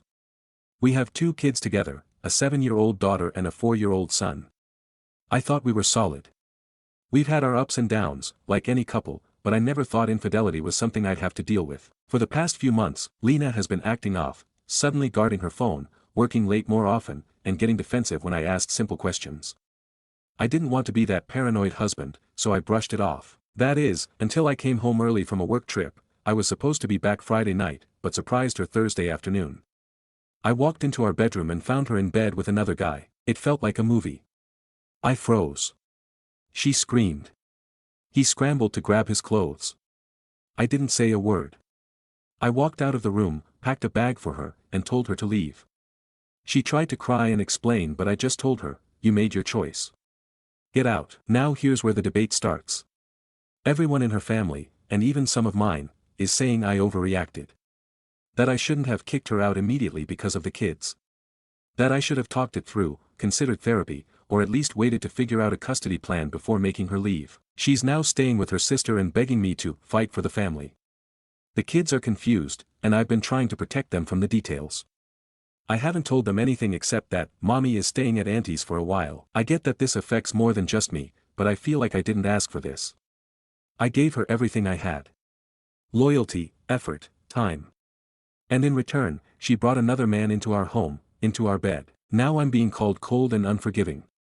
Even my own mother said, "You should have tried to talk it out for the children's sake." So, AITJ for kicking her out on the spot. Stories number 50. My coworker cries at least 3 times a week, so I filed a complaint. I've been working in this office for about a year now. It's a small office with about 10 total employees, each with their own specialized desk work. So my desk work is different from the person next to me, but we are cross-trained to be able to help each other. The woman next to me, let's call her Susan, is very much a wear your heart on your sleeve type of person. She likes to tell you about all of her issues, all her personal struggles, and keep you updated on her life. These updates come very randomly, unwarranted, and tend to throw off my whole game. For example, I'll be in the zone doing my work with a headphone in and listening to a podcast or something. Suddenly you'll hear, "Oh, I forgot to tell you. I dyed my son's hair." And I'm like, okay, cool. She has even told me about her personal issues, such as an anal fissure she had, or her 16-year-old son's medical issues that pertain to his private parts. I filed a complaint about this because it felt extremely weird and uncomfortable. Well, apparently her emotions are also a major issue she's had trouble with. A slight inconvenience can leave her bawling. If someone hands her more work to do, she will cry. If you correct her, she will cry. One time, she wrote an error letter to a customer, and instead of stating the customer owed $20, she wrote it as $20, and management told her to correct it. She cried for hours. And I don't mean just a few tears, I mean a full tantrum. Huffing, puffing, slamming stuff on her desk. Something like this happens multiple times a week. Here's the problem, I've let my manager know that it makes me really uncomfortable when she does this, and I'd like for something to be addressed. My entire day, as well as my coworkers, is upended when Susan does this. We are all walking on eggshells, trying not to make eye contact like she's a toddler who you're avoiding. Management told me that I should show some compassion. Unfortunately, I'm fresh out. Susan sits directly next to me, and on the other side of her is a wall, so I'm the only person who is directly affected by her tantrums. My manager sits next to me on the other side, so I'm kind of just the middleman. Management sees her crying all the time but won't do anything about it other than avoid it. I've gone to HR and I've seen management and HR have a meeting, but nothing after that. I understand that sometimes life is hard and you can't help but break. I get it. But to cry at your desk multiple times a week is extremely excessive, and honestly, I don't know how she's not dehydrated. She won't walk away while she's crying. She makes an odd point to stay at her desk and continue to answer customer phone calls and work while she is crying. I guess I just need some idea on if I'm being a jerk by thinking this is weird and unprofessional. I hate public emotion already, so I can't tell if I'm being heartless or if she really is crossing a line.